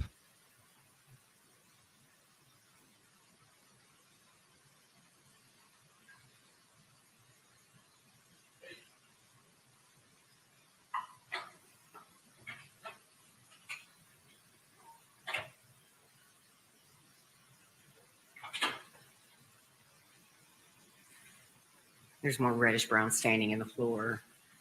Good night. Suitcase here. Don't go. These are tops to blue Rubbermaid containers that were similar, if not the same ones, for the ones in the master bath. So these are the lids. And there's a bunch of textbooks here and some medication.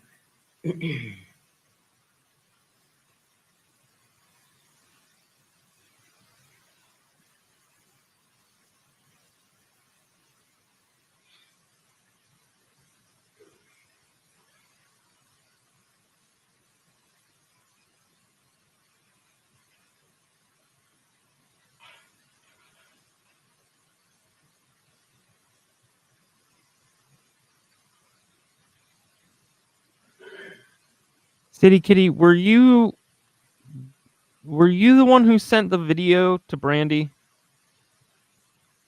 This is a dresser. There's like a box of bullets there, box of gloves that's been opened, a container of hydrogen peroxide. It's food grade hydrogen peroxide with some reddish brown staining on it.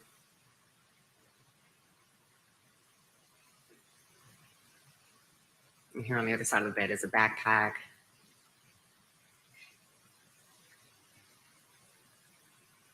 And then moving towards the bed, there's some reddish brown staining on the bed and a laptop computer. So if you're wondering the difference between food grade and regular hydrogen peroxide, the term food, yay, Google. I've been in so much trouble. The term food grade hydrogen peroxide, this is from, I'll have to check the validity, but the term food grade hydrogen peroxide, H2O2, is defined as being free from the dangerous chemicals and toxic materials, which basically means there's nothing added to the hydrogen peroxide, so it does not contain any chemicals, stabilizers, or toxins. So there you go.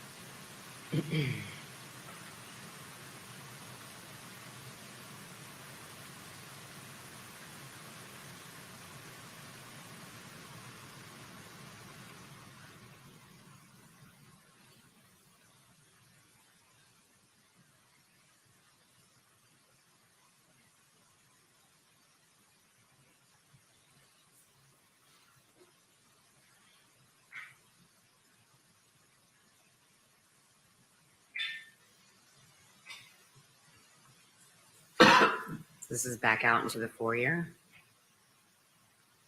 Really? Huh.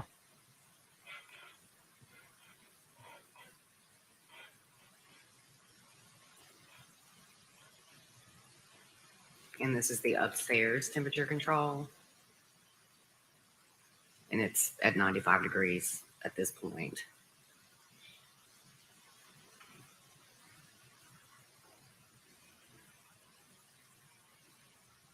I don't want to be like a downer. I don't know. There's a couple of reasonable websites that say that it could cause dangerous side effects. So just do some reading into that. I don't want you to hurt yourself at all. But if you have other research, I mean, whatever your, I am not a medical expert, so whatever your provider suggests. So this is kind of across the hallway from the guest room is a room that I think we refer to in our notes as a storage room. Welcome to the party, pal. Some more reddish brown staining on the door frame of that room. Grooves, clues, grooves, clues.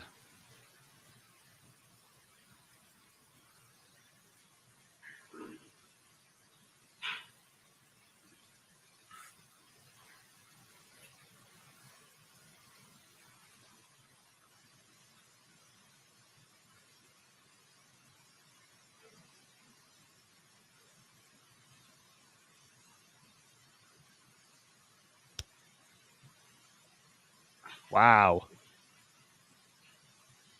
This was real close to home for you.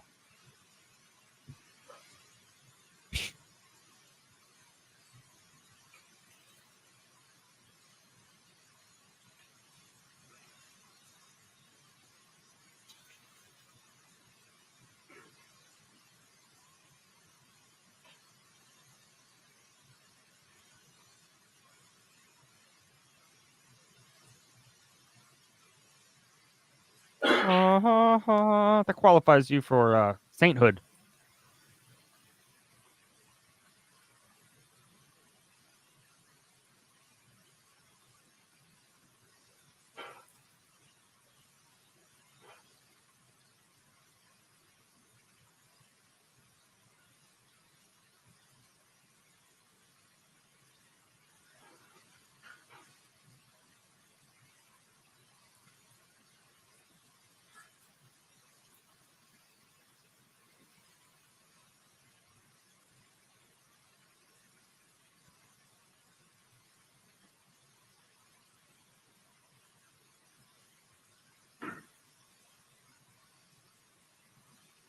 This is the walkthrough of Joel Guy Jr.'s parents' home that he lived in post-crime, aka murder, dismemberment, and dissolving. So we're coming back out into the hallway at this point. So she's going through it, the forensics officer. So. And there's a bathroom on the right, a laundry room on the left, and straight ahead is kind of a bonus exercise room kind of thing. It's over the garage of the residence.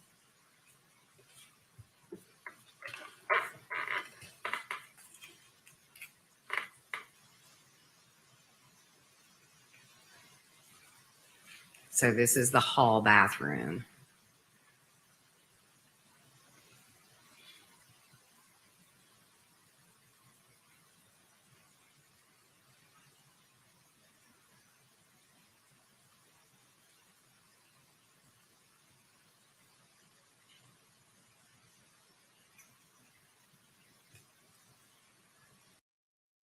So it's a very good question. Where is it? I lost it. Oh, here we go. Mama 3, good question. So the murders happened on November 26th, 2016, and he was apprehended on November 29th, 2016. So 3 days. 3 days after.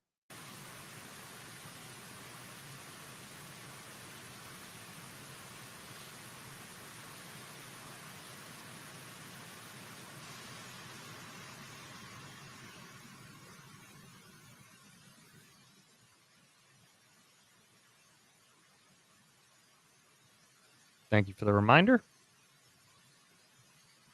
It's a pile of clothes and towel on the floor.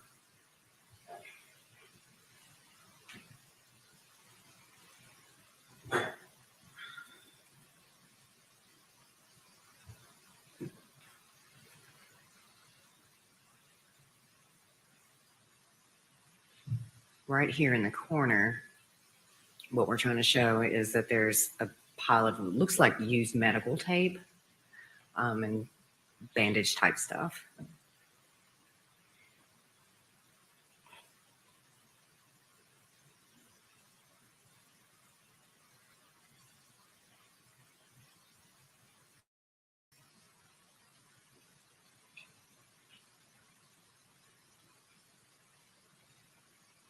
So there's a lot of stuff on top of the vanity and a lot of reddish brown staining.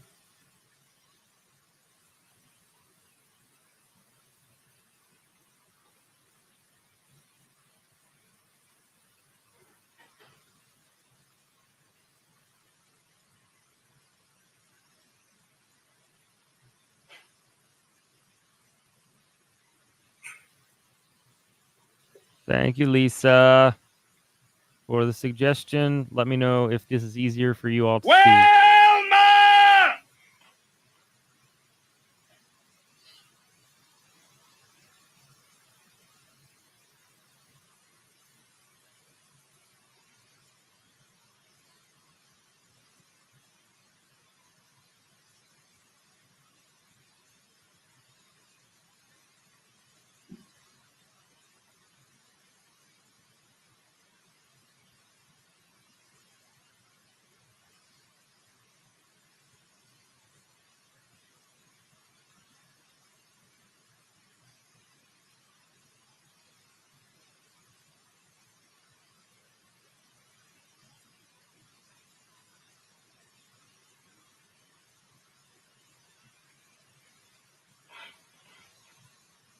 So this is across the hallway into the laundry room.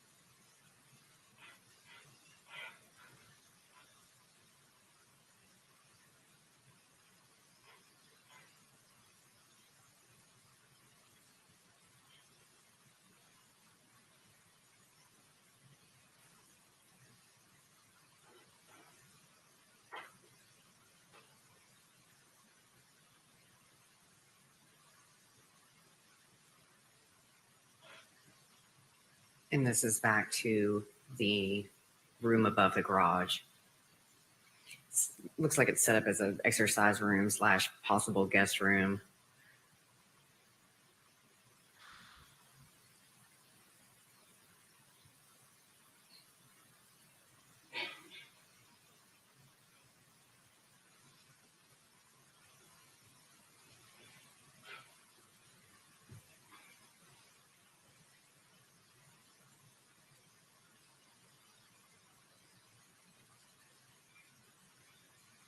It's a pile of clothes with staining and a couple of knives.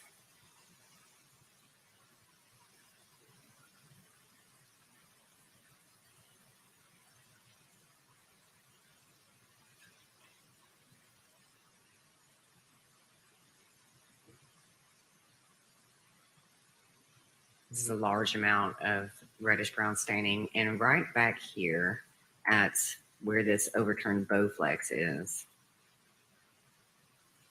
wait till we get back to it. Right here was a set of what appeared to be male human hands that were severed from any other part of. They were just the hands.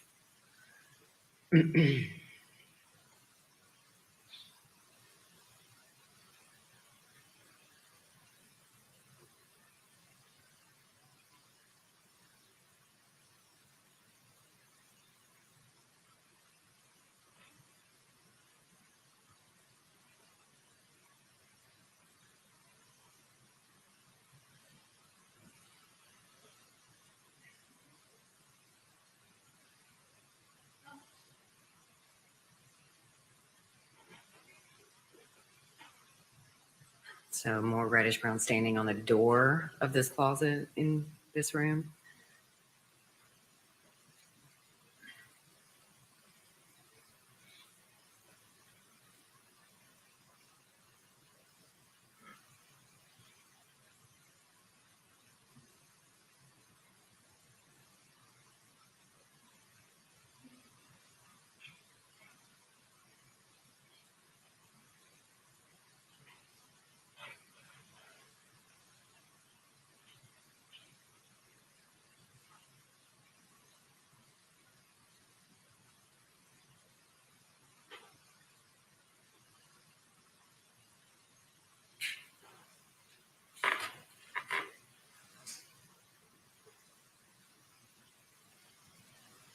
Oh, it's this kind of Not case. today, Satan. Not today. Welcome.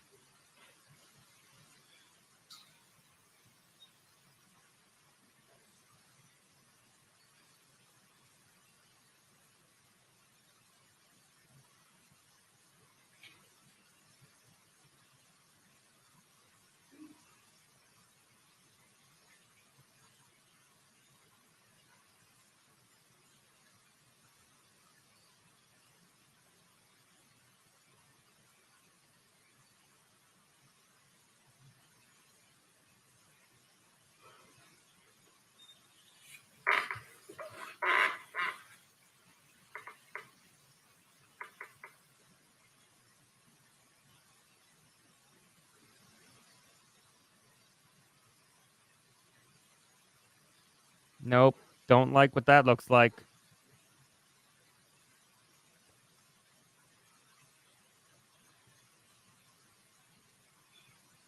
Oh, that's still the same room. Well, we know what that is.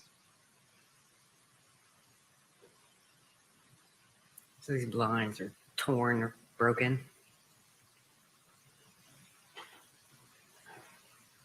And this large amount of staining here in the corner. Hands.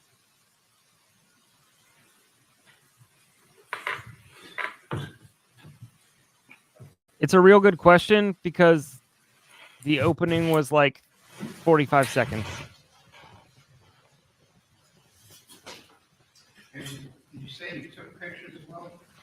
Yes, I took some of the photos on the scene. Why do you take pictures as well as take a crime scene video? So initially, is we just really want you all as the jury to be able to see like the relationship and space of what it's like when you're walking into there. So that's why we start with a video, and then usually when one person is shooting the video, the next people are coming in and doing the same thing, but just with photographs with no evidence markers in place. And then we set evidence markers in place and then come back through with another time and take more photos.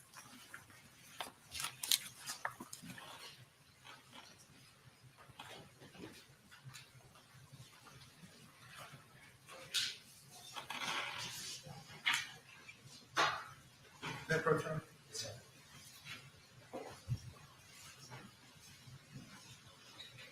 Just for the record, I have not marked these numerically yet. There's 320 collectively. So whatever number we're on, I'll come back and mark them. And hand you. How many did you say there were? 320.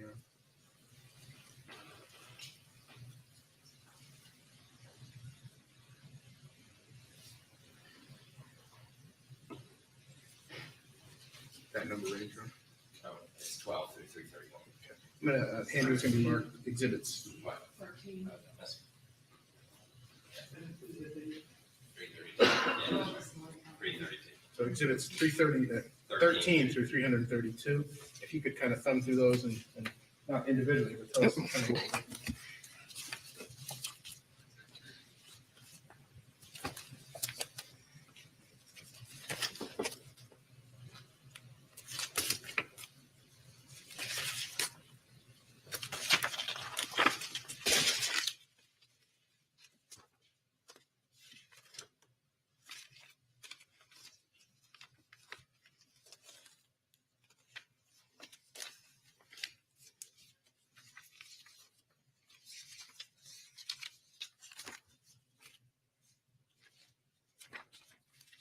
All right, these are the crime scene photos I took after placards were in place. And as you recall at the beginning when I was explaining how we use placards, is that we put them in place with what we believe to be items that we believe to be of evidentiary value. Sometimes more items become apparent as we've gone through the scene. So keep that in mind, and I'll try to explain that as we get to it if I find things that did not get marked in the photos that I took.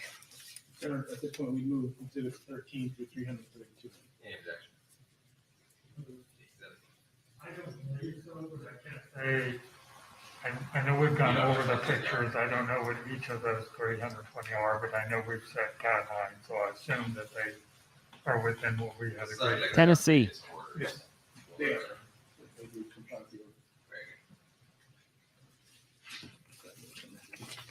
This is the church image. Specifically Knoxville, Tennessee.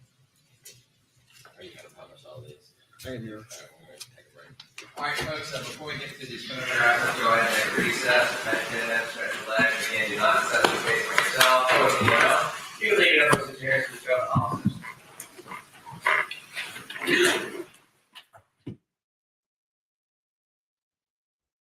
officers. The subtitle said applause. I think not.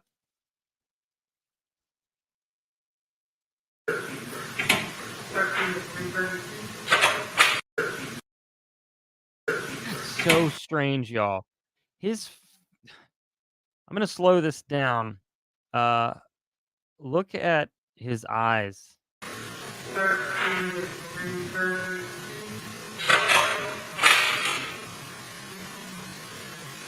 I mean, horrifying.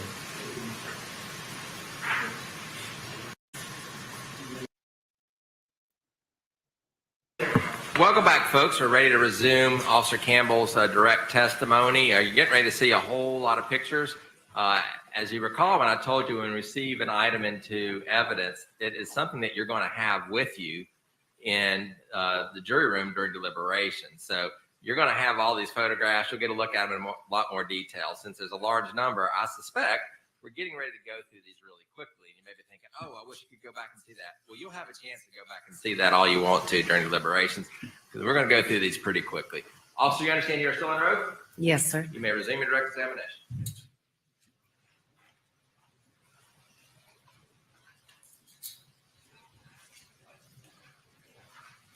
Okay, this is a picture next here in the 2016, residence, right here at the garage door. and And the you remember that trial placard, that piece of evidence that was blowing in the breeze in the beginning of the place. video? It's here in this corner by the front tire of that bicycle. It's marked as evidence marker A.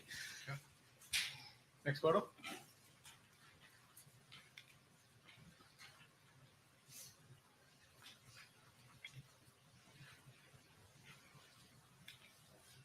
You can see it's got some reddish brown staining on it. It's a little piece of paper towel. So this is going into the garage proper. It's a medical examiner and a death investigator. So my scale on the ground right here is marking what appears to be a bloody shoe print or reddish brown staining. His trial was in October of 2020. So the crime was in 16. The trial was in 2020. No, thanks. It was indeed. Oh, okay. Okay. No person will leave it. Next photo. So this is just a closer up picture of the same fragment. Again. Again. Again.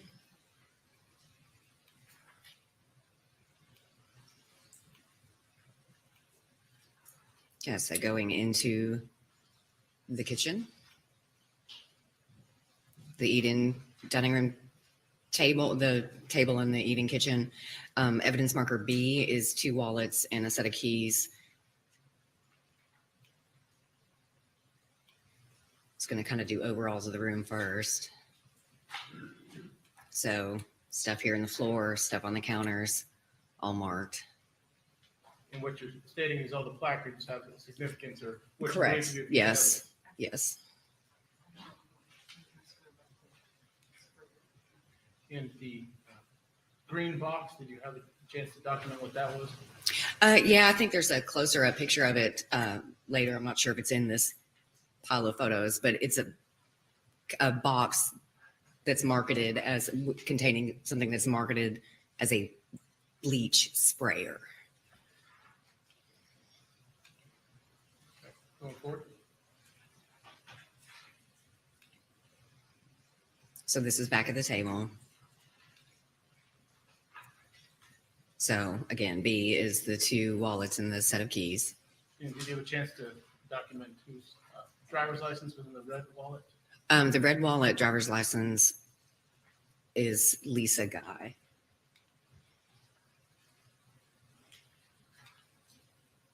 So item C, we use the tool. So the vice grips here and the hammer are marker C. And we ended up including the money in marker D just because it was going to be easier to keep more like things together. So D is the magazine and the purse and the money.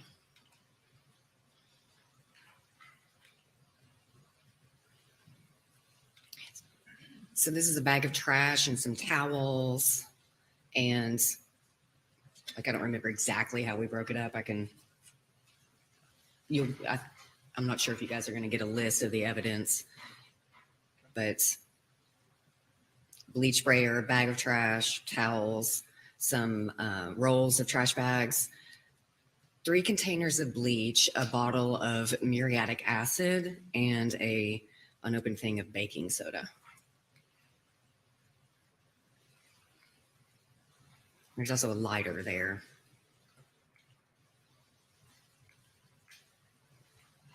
Moving on into the kitchen. So this is moving on into the kitchen. G is a cell phone.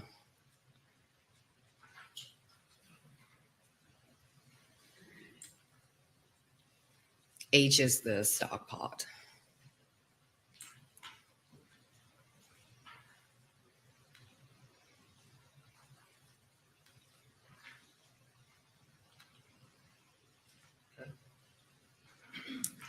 So I is the contents of the sink, which is what appears to be a doorknob and a realtor's lock in some sort of fluid. We're not sure exactly at this point what it is.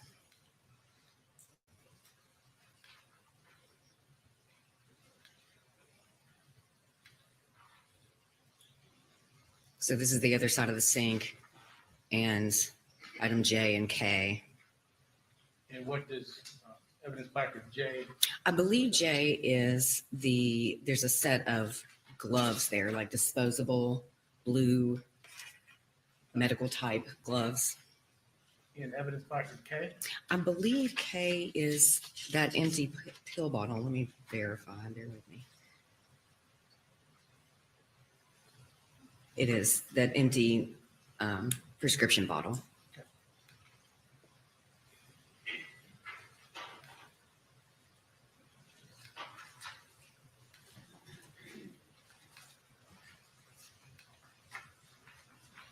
And when you were documenting this crime scene, were there any pills left in evidence marker K, the pill bottle? No, that pill bottle was empty.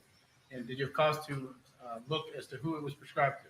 It was, I think there's a picture of it that'll show specifically. I think it is to Joel M. Guy. Oxy. Moving So in. the Oxy was empty. Into the dining room, and this is, in this photo, you can see just guns and boxes of ammunition were marked.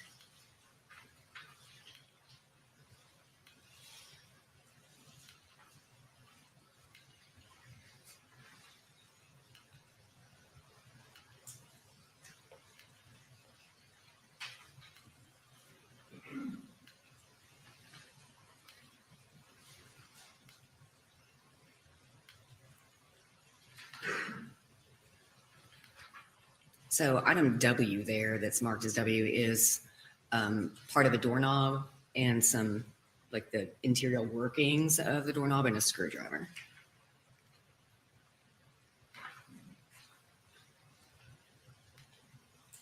So going into the foyer, we marked the groceries that had been brought in. It's just a large amount, so we were going to count multiple items under each evidence placard.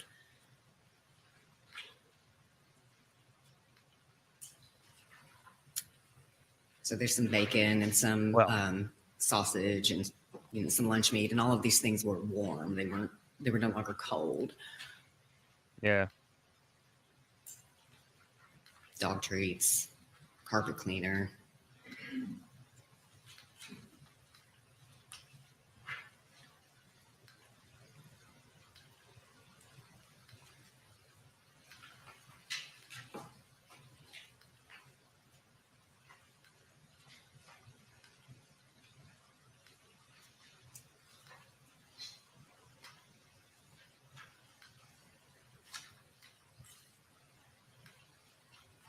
So this was some ice cream. It's some Ben and Jerry's and then some Mayfield brown cows, and they were completely melted. Like they weren't cold at all anymore.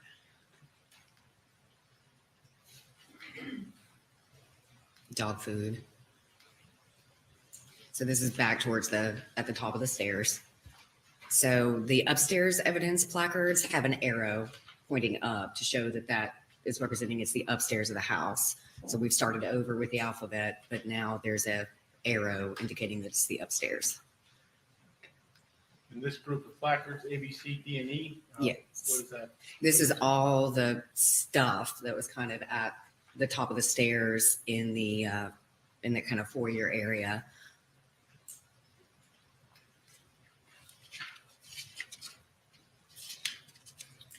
So I believe we broke down into, it was 2 black Nike tennis shoes with some staining and that cast iron.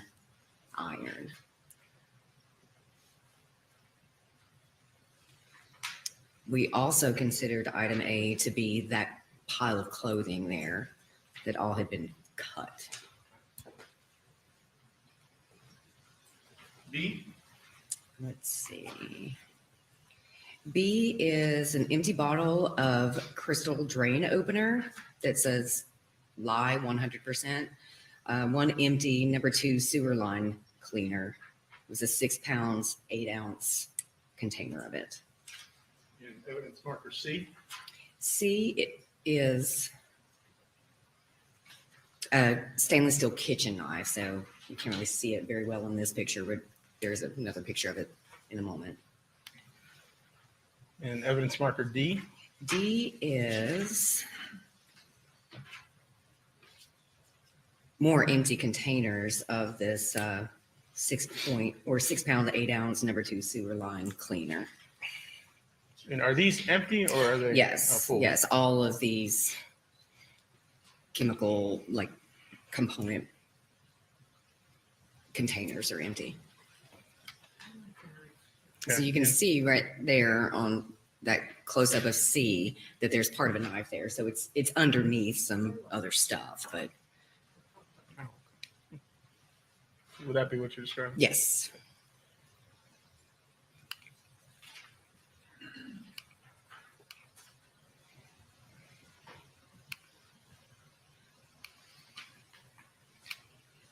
Okay, evidence marker E. E is the scissors. It's kind of, yeah.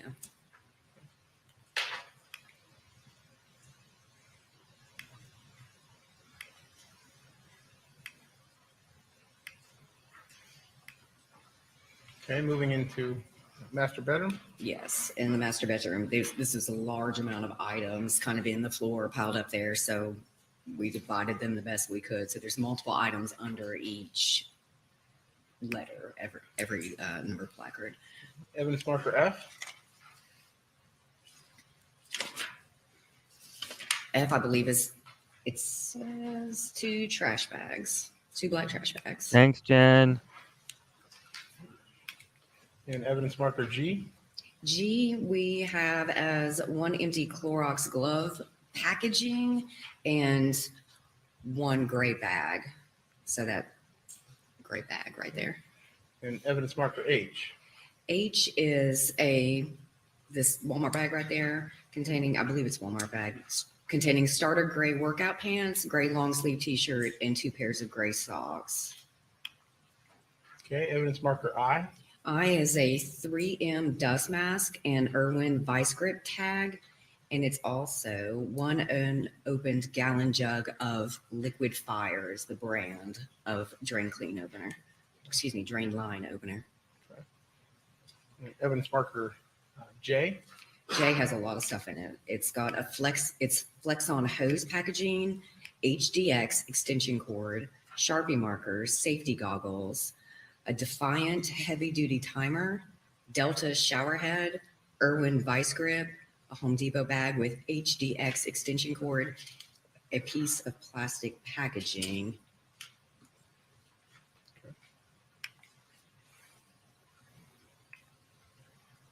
And evidence marker K. K is, let's see, 1, 2, 3 unopened Pure Health Discounts certified 35 food grade hydrogen peroxide. And then also under evidence marker K, we collected 2 glass dropper bottles.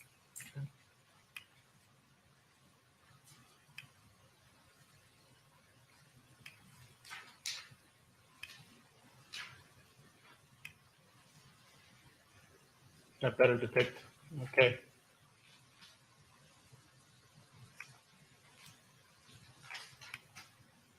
Evidence marker L. L is it's a large roll of clear plastic and it's packaging as well that it came in.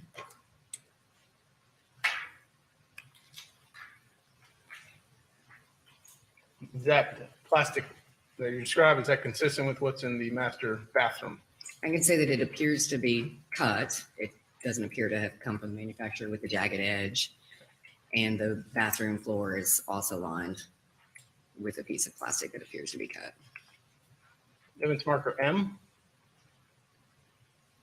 M is a Nova mountable heater, a Bayco work light, a glass blender pitcher. Evidence marker N. N is 7 Thai brand Beanie Babies and 1 Clifford stuffed dog. Evidence marker O. O is 1 Eastwig 3-pound hammer, a flashlight, a Home Depot bag, a Baco work light, clear packaging, and 2 glass dropper bottles. Evidence marker P. P is a Defiant heavy-duty timer, GE light bulbs, Zep empty sprayer bottle, and 1 Walmart bag. And there's also a Breville blender base.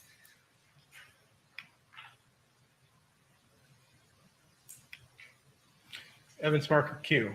Q is 2 Post-it notes with handwriting on them.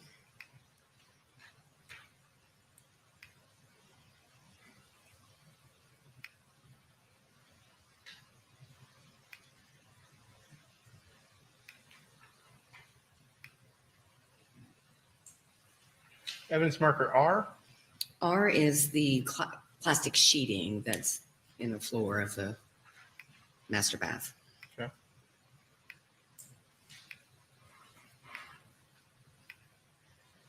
Evidence marker S. S is a sprayer handle, a bristled brush head, torn hose packaging, 1 plastic washer, and 3 pieces of white packaging straps. And it's also 1 green hose.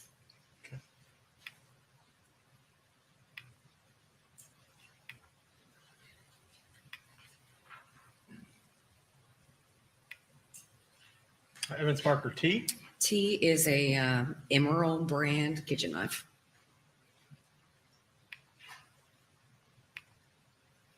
Is that better depicted in this picture? Yes. Evidence marker U. U is those gloves. They're like the kitchen dishwashing gloves, the kind of thick ones.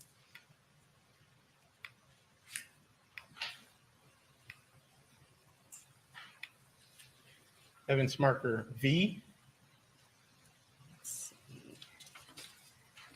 V is 1 box of Hornady Critical Defense buckshot 12 gauge 8 pellet ammunition.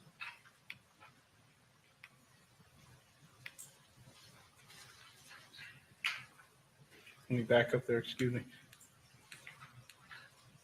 Evidence marker W. So W is an open box of VWR size medium nitrile gloves. So just standard kind of medical type gloves. Evidence marker Y.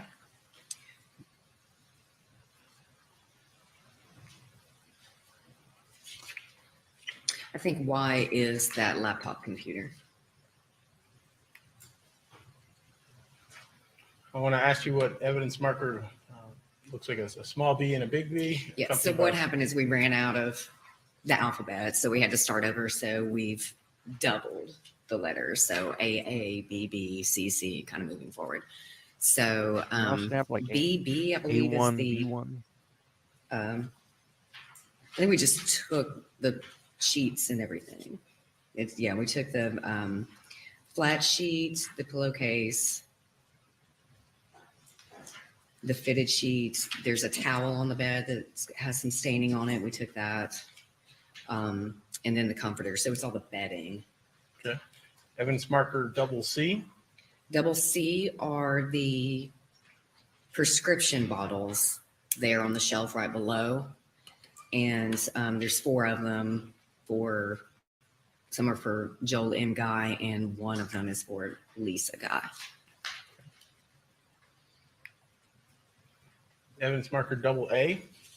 Double A is an unopened package of Clorox brand gloves and 2 plastic Walmart bag. It's at least a Walmart bag with a Baco work light in it as well.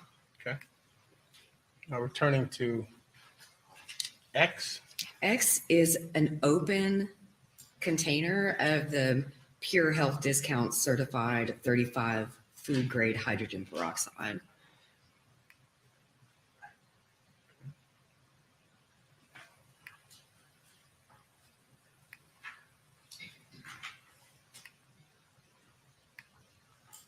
I want to ask you about these cards. Did you collect these cards in the course of collecting physical evidence? Let me see. Yes, we did. And who are those cards? They are, the name on the cards is Joel M. Guy.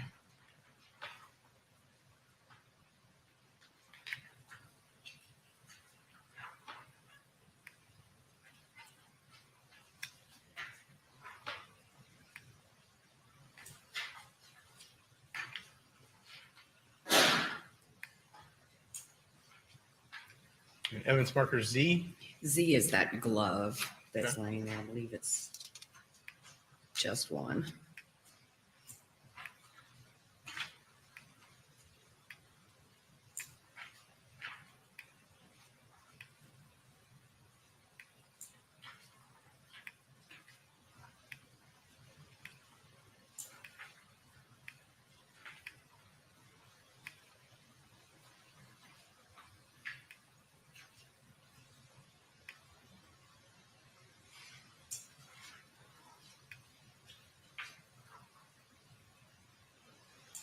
And what is this?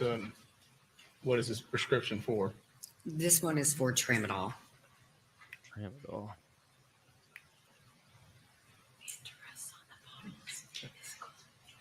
And the address on the bottles? All of them have the address of Golden View Lane. Okay.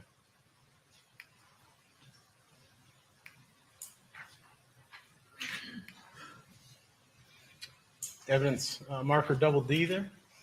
It is a Miracle Blade 3 knife.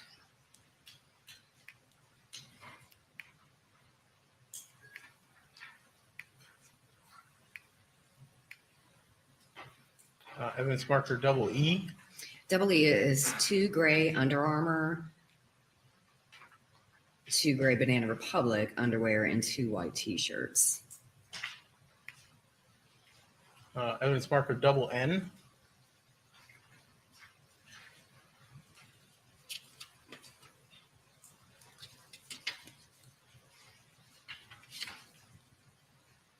Double N is the shower curtain. We ended up taking it because it had some staining on it.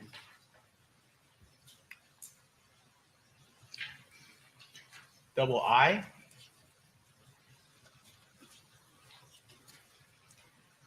Double I is a set of keys. It has 7 keys and a Kia car fob and a cell phone, Samsung Galaxy S5. Double J? Double J is 1 bottle of hydrogen peroxide. It's a 16-ounce bottle. Double K? Double K is 1 blue round brush, several pieces of toilet paper with staining, and Renew saline contact case, medical tape packaging, Aveeno lotion, 2 Ziploc bags, multiple blue disposable gloves, Charmin wet wipes, and multiple pieces of medical tape. Double F?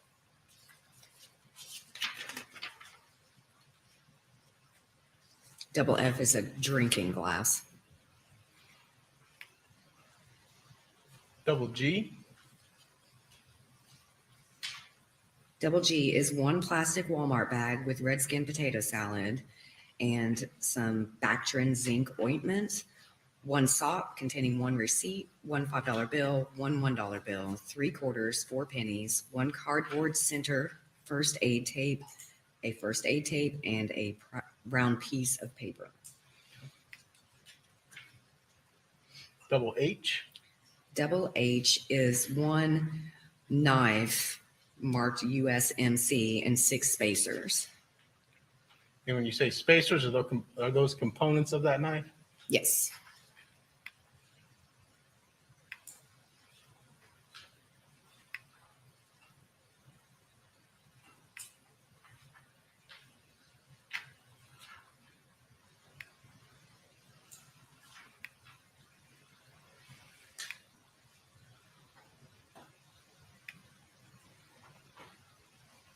Is this the receipt that you physically collected? Yes. And what is the date on that receipt? Walmart. 11/26. And the time on that receipt? I think it says 15/25. And the physical address on that receipt? It's the Walmart at 10900 Parkside Drive in Knoxville. 15:35 was the time on the receipt.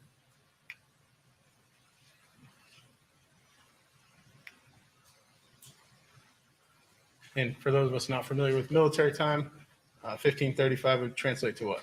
3:35 in the afternoon.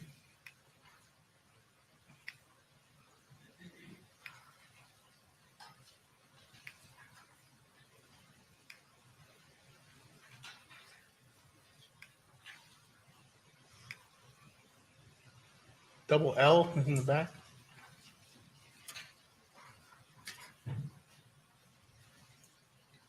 All right, for double L, we have 2 bottles of 91% isopropyl alcohol. They're 16-ounce bottles. We have 1 roll of first aid tape, Equate triple antibiotic, Dermaplast pain relieving antibacterial spray, and another bottle of 91% isopropyl rubbing alcohol. This one is a 32-ounce bottle.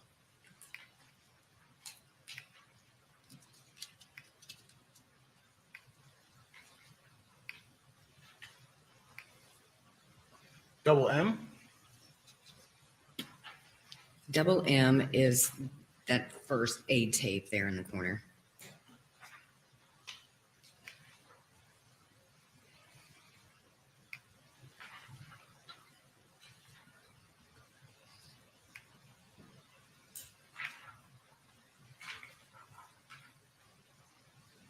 I believe you covered double N. Yes, Shower it is curtain. the shower curtain.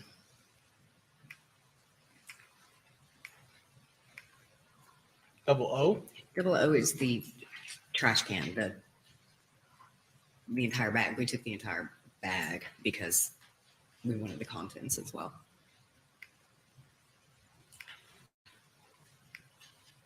Double P. Double P is 1 gray fleece blanket, a brown fleece blanket, 2 white washcloths, 1 sock, and 2 pair of gray Banana Republic underwear. Are those consistent with the 2 pair of Banana Republic underwear from the guest bathroom? Yes.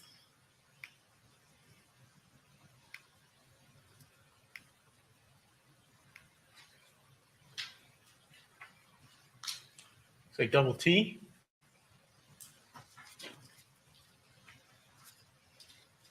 Double T is 1 Vitronics kitchen knife. Double S.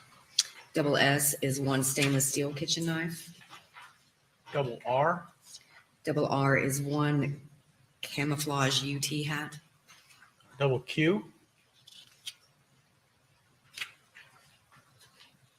Double Q is 2 white and blue Nike tennis shoes, 1 pack of Marlboro Lights, 1 Clippers, and 1 Blistex. And double U. There's more to double Q. I'm sorry. Oh, I'm sorry. Go ahead. Jeans with a belt that have been cut, 1 black knee brace, 1 Hanes underwear, 2 socks, and 1 handkerchief.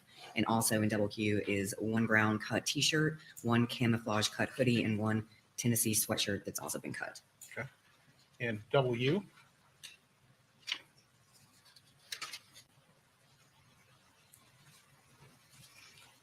W is 1 white hand towel.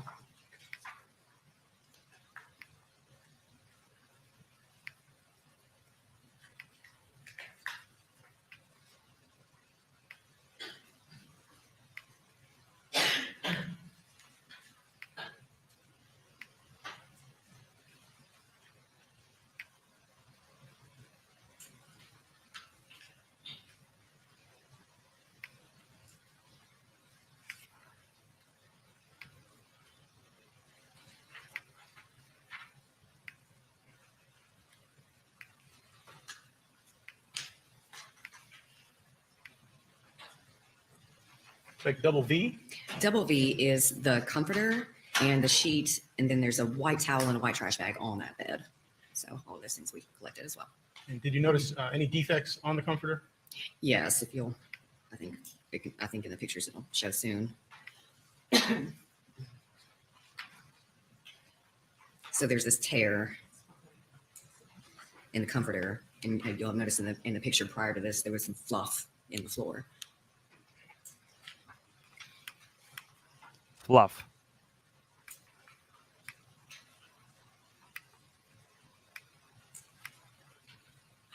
So this is back downstairs, and I know that because this evidence marker E does not have the arrow. So this is the bag of trash that was in the kitchen floor. You remember that big pile of stuff that was down there as soon as you kind of walked in, right there in the eat-in kitchen part of the kitchen. Under those towels was this bag of trash. So this is the contents of that bag of trash. And within the bag, are those latex gloves? They are.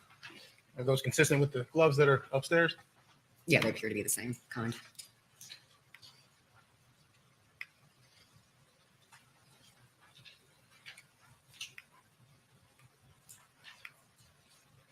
So this is back in the guest bedroom. This is one of those items that did not get initially marked as evidence. So it didn't have a placard in the beginning of the pictures. And this is the suitcase that was in the floor in the guest bedroom, right in front of the bookcase. You'll remember from the video it was open. So this is that suitcase. What are we looking at? This is a Post-it note that was in one of the zippered compartments of the suitcase. What are we looking at, man? This is a handwritten Post-it note that says Dan Bedoueau's Ace Hardware at 4767 Highway 1, Napoleon, Louisiana, 70390. It says Roto 6.5 pound sewer line cleaner. And then this is 1999. So this is the rest of the suitcase back open.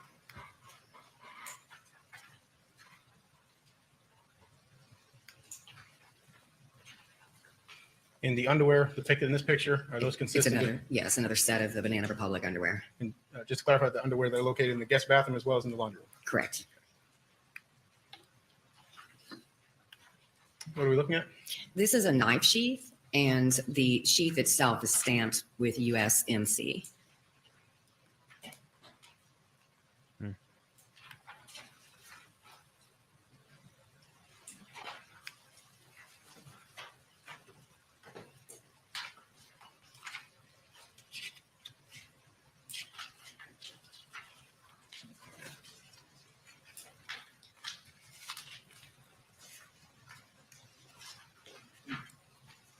You also asked to document the physical clothing that was taken from the residence at 11434 Golden Lane. Yes. So the piles of clothing that we had to really kind of stick everything in one. Yes, I did photograph that in a separate manner in the forensics lab here. And tell the members of the jury what you had to do to kind of make it a cohesive piece of clothing, if you will, or make sense of how it was left. So you remember in the description, the clothing was all described as cut in one way or another. So typically speaking, when I'm going to photograph something like that, that has been cut, I want to kind of put it back together and then show the lines of where it's been cut. And the way that I do that is with orange evidence placards go underneath the cuts so that when everything is put back together, you can see where it was cut and how it used to be whole.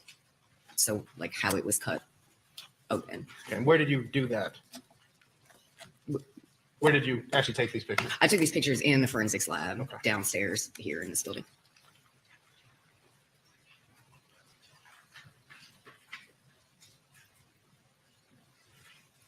Can I approach now?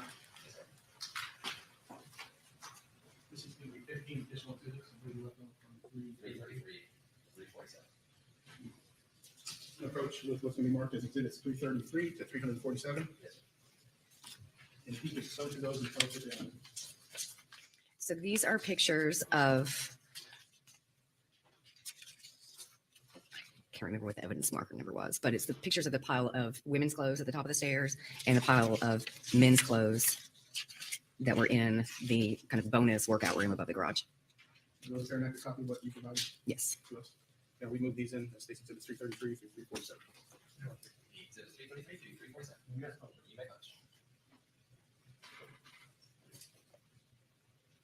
What is wrong with his eyeballs? And direct your attention to the screen. Show us what- Oh my gosh. So this is a pair Guy. of women's jeans, and they're cut from the top all the way to the bottom on the back aspect of the jeans. So this is the front aspect of the jeans. There's some staining, but no cuts. So this is a woman's bra that has been cut and also has some staining. This is a pair of women's underwear that also from the back aspect has been cut. This is a woman's tank top that has been also cut and has multiple cuts all within the back aspect. This is just kind of a closer up picture of the different kinds of cuts. This is another part of it showing it kind of open. That's how I know it's the back, because this is the inside. So this is a woman's sweater. I believe this one is the front, and it has all the staining. The sleeves are inside out though, so it is sitting there weirdly, but it's mostly inside out.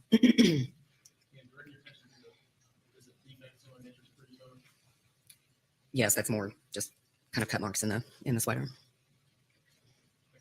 So this is the rear aspect of the sweater. And what I'm trying to do here is kind of piece it together the best that I can to show that it is not only been cut, but then also has like holes in it as well. So this is a pair of men's jeans, and I'm not sure if you can see like right in here and right in here, and also right in here are places where where there's cuts on them. I'm sorry. Top right corner. If you click on that arrow, the green arrow at the top right. Oh, no, I'm sorry. Oh, that one. Click on that, it brings your menu up, Oh, and and then then you clear. can change whatever you're going to mark it. But yeah, Okay, clear. excellent. Okay, thank you. So there's more of the kind of cut. This is the back aspect of those jeans. So this is a man's t-shirt that has cuts along the front aspect. This is cut from top to bottom, or bottom to top. I'm not sure of the order, but circle the cut. So what I'm talking about is through here being cut, and then there's also marks here, here, here, here. So this is the back aspect of that same shirt. There is, and so it's dried kind of crinkly, so it doesn't really want to lay flat, and I don't want to stretch it. So this it's right in there is the cut, and I think I'm not sure if there's a closer up picture of it or not in this series. No. So this is a man's camouflage sweatshirt or like kind of jacket, and then underneath it, still attached, is a University of Tennessee sweatshirt, and they both have cuts in them, and they're both, the sweatshirt is cut, the jacket, yeah, I believe had like a zipper front closure, but I've used different colors on this to show, because I didn't want to take them apart, because I wanted to show that they were still together. So on this one, what you're seeing in this picture is going to be the green of the jacket cuts. So right here, and right here, I think are the main ones that are visible in this aspect. And this is the back aspect of the whole sweatshirt and jacket together. White lights, please. Cross the image.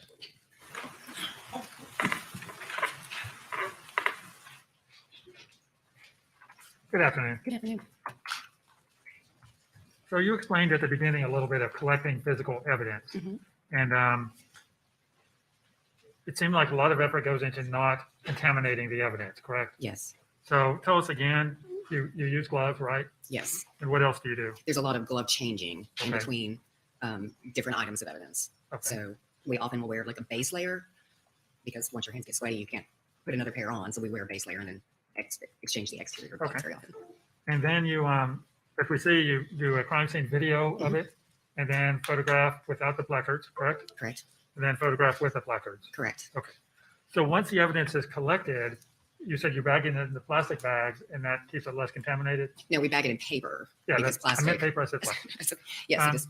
And that way, if the plastic corrodes or whatever, it doesn't affect the. Right. So often with plastic, mold will grow because air can't get in there to allow wet material to dry. And then when it gets back to the lab to be tested, or what happens when it gets back to the lab? So when it comes back to the lab, it's entered into our system, our evidence system, and it is sealed and dated and sealed in the paper bags. Is it further examined at the lab It before depends that? on the item of evidence. Sometimes it is like further documented right then. Sometimes it's further documented later as the need arises. Okay. Now, we've been given access to something called the PMI evidence tracker. Is that what you mean? It gets logged in? Yes. And so,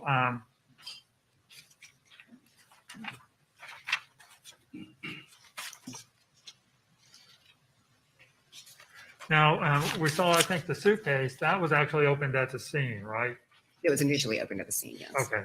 And that's where like the Dan Boudreaux note was found at the scene? Correct. Okay. And so was the sheath to the USMC knife? Correct. Okay. If I could have one moment. Yes, sir. That's all, Your Honor. Redirect. Thank you. I'll shoot my set down. You're free to go. Anybody else gonna have to do today? I released my property witness because things would take run out, so Yeah. sorry, I was a little longer. All right, folks, we have gotten a lot of work done today. Thank you so much for your attention to this matter. I want to go ahead and send you home for the day with the same instruction you've heard a dozen times already, and that is please do not discuss this case with anyone. There has been media coverage, and so I'm going to encourage you once again to avoid any coverage of this case, either through print, radio, or television, or internet, and including social media. So it might be good for you to take a week off from social media. It might be good for your mental health. So thank you so much, folks, for being here today. We will start right again tomorrow at 9 o'clock. So just check in a few minutes before 9. We'll take you back here and keep you socially distanced. Please go with officers. Have a good night, folks. One more thing. Please take your notebooks with you. We're going to collect those and lock them up for you tonight. So take everything with you this time. I'll see you in the morning at 9 o'clock. All right. That was a lot. A lot of pictures, a lot of video. But I like how they did it. Even if it's a terrible situation. I had told you that around this time we are going to be doing a guided meditation that works for some people, that doesn't work for others. But there will be music involved, so maybe that'll help out. Again, congrats to those of you who won this past month's trivia. Proud of you. Proud of you. I am going to do two things. One, I am going to take a quick second and walk away and then come back.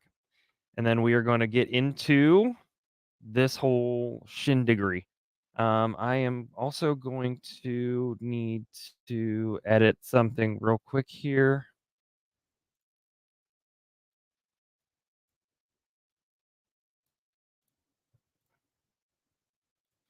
All right. Give me 1 second. I will be right back. Good call, removing the crawler. Da-da-da. Also going to remove that banner. Cool. And give me 1 second. He's not necessarily in his skivvies. I mean, he's in a bathing suit. So, yes.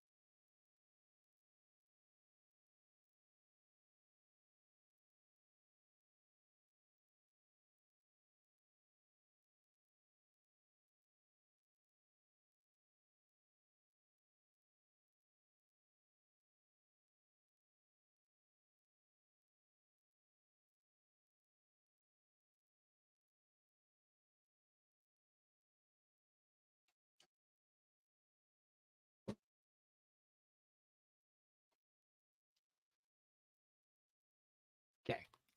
Thank you for bearing with me. All right. Let's see if I can do this without losing you all and my volume at the same time. Can you still hear me?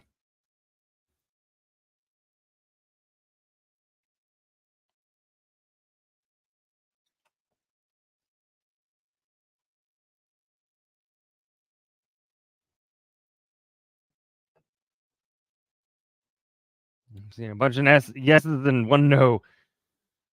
Okay, yes, cool.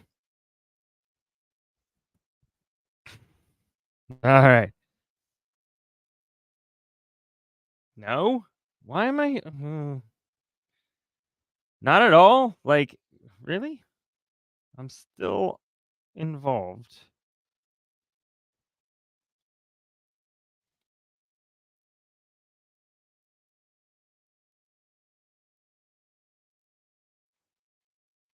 Yes. Okay, cool. Cool beans. Good news. All right.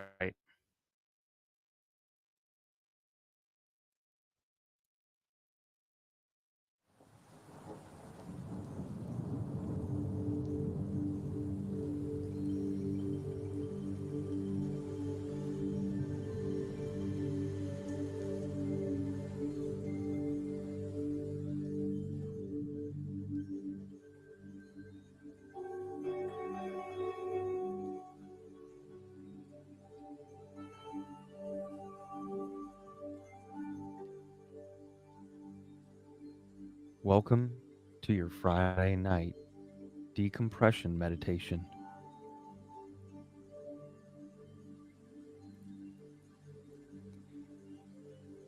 As you prepare to release the tensions of the week and embrace the tranquility of the evening, find a quiet and comfortable space where you can sit or lie down. Close your eyes.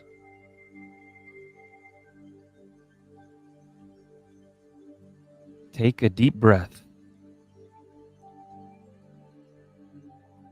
Let's embark on a journey of relaxation, self-love, acceptance, and stress reduction.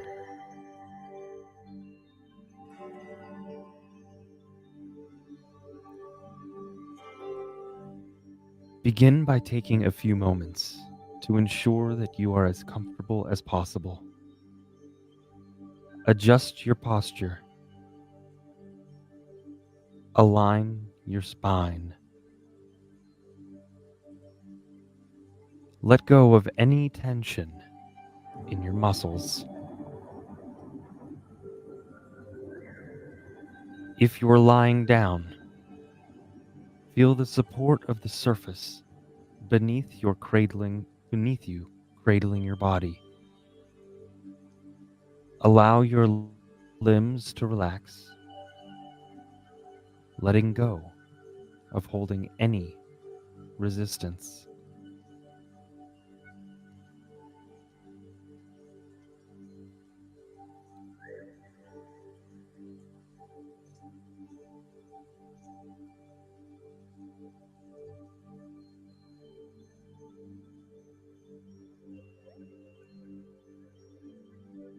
Shift your attention to your breath. Inhale deeply through your nose. And as you do, imagine that you are inhaling not just relaxation, but also self-love and acceptance. Feel the cool, refreshing air filling your lungs and energizing every cell in your body. As you exhale slowly through your mouth, visualize releasing not only stress, but also any self-criticism or judgment.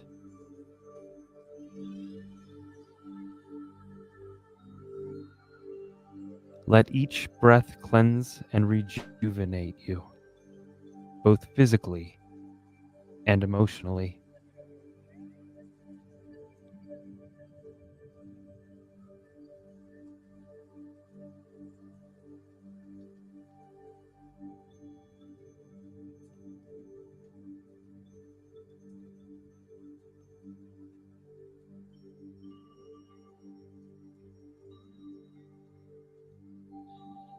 Now, let's focus on systematically relaxing your entire body.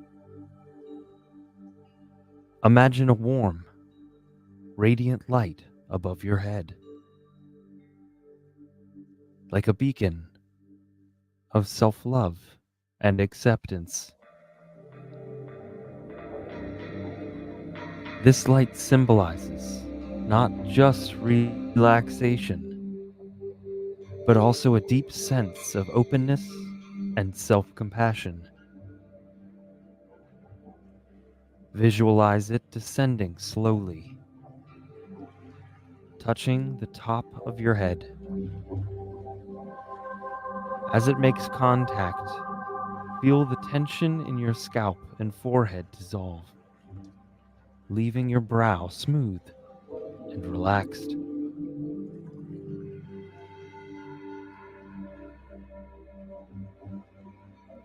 Allow this radiant light to continue its gentle descent, moving down over your eyes, cheeks, and jaw. Feel the muscles in your face soften and let go of any tightness. Imagine this light enveloping your neck and shoulders like a warm, comforting embrace. Feel it soothing each muscle, releasing any knots or tension.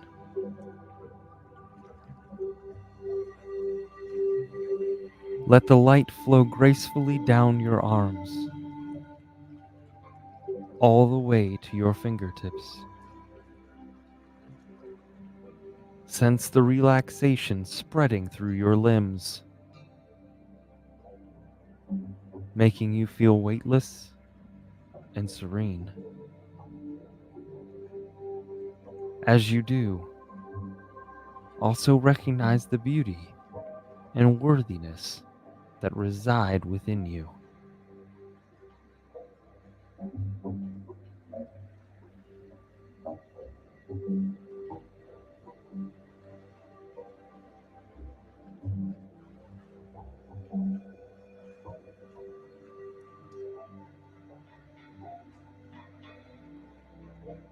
With each exhale, imagine you are releasing not just stress, but also any self-doubt, any fear, or negative self-talk.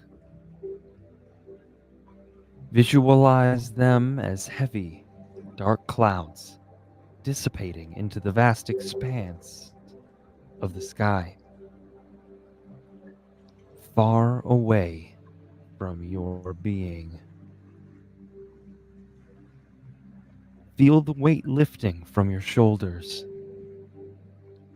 and your body becoming lighter and more at ease. You are now free from the burdens of the past week and the burdens you may have placed on yourself.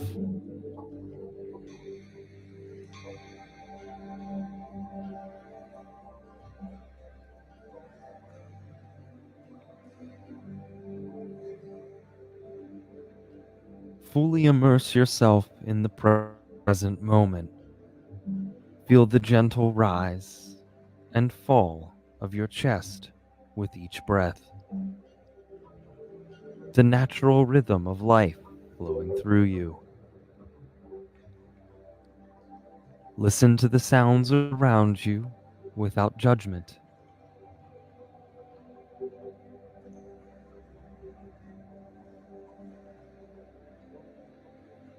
Acknowledge their presence without attachment. Allow your senses to appreciate the warmth or coolness of the room against your skin. The sensation of comfort enveloping you.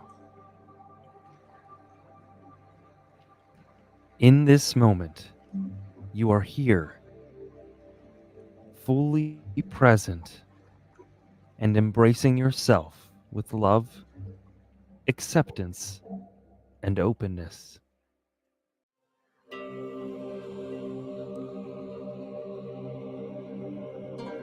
Take a moment to reflect on the positive aspects of your week.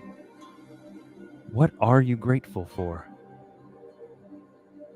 Consider the moments of joy, accomplishment, or connection you experienced. Allow these feelings of gratitude to fill your heart, radiating warmth and positivity throughout your being. Acknowledge that you are worthy of self-love and acceptance, just as you are.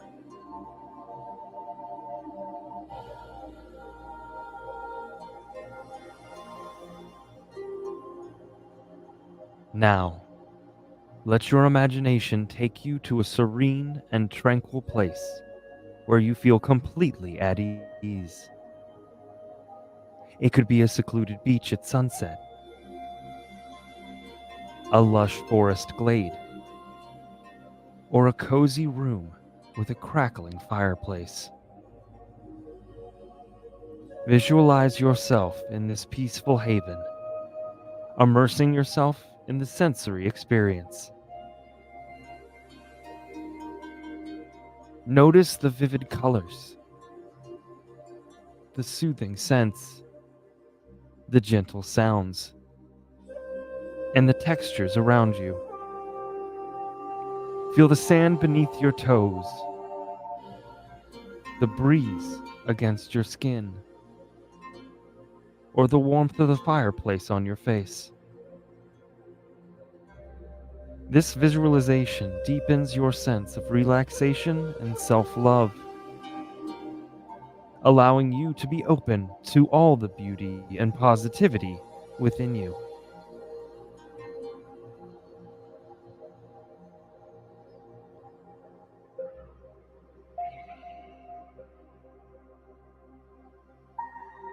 As you gradually return to your surroundings, set a clear intention for your evening. What would you like to do to further your relaxation, self-love, and well-being tonight? It could be reading a book that brings you joy, drawing a bath filled with fragrant bubbles, prepping a delicious and nourishing meal, or simply relishing in peaceful rest. Commit to this intention with self-compassion, understanding that you deserve all the love and care you provide yourself.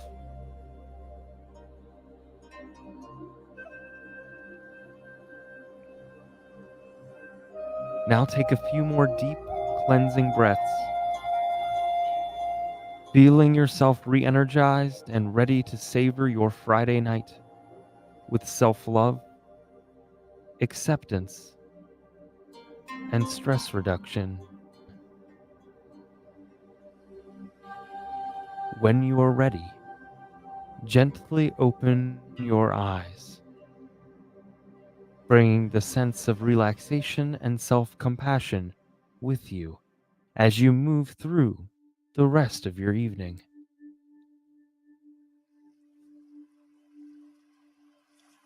Remember, this meditation is a powerful tool in your self-care toolkit, always accessible whenever you need to decompress, find tranquility, and nurture yourself with love and acceptance. Have a Friday night filled with relaxation, self-love, and the serenity you deserve. You are worthy of all the love and kindness in the world.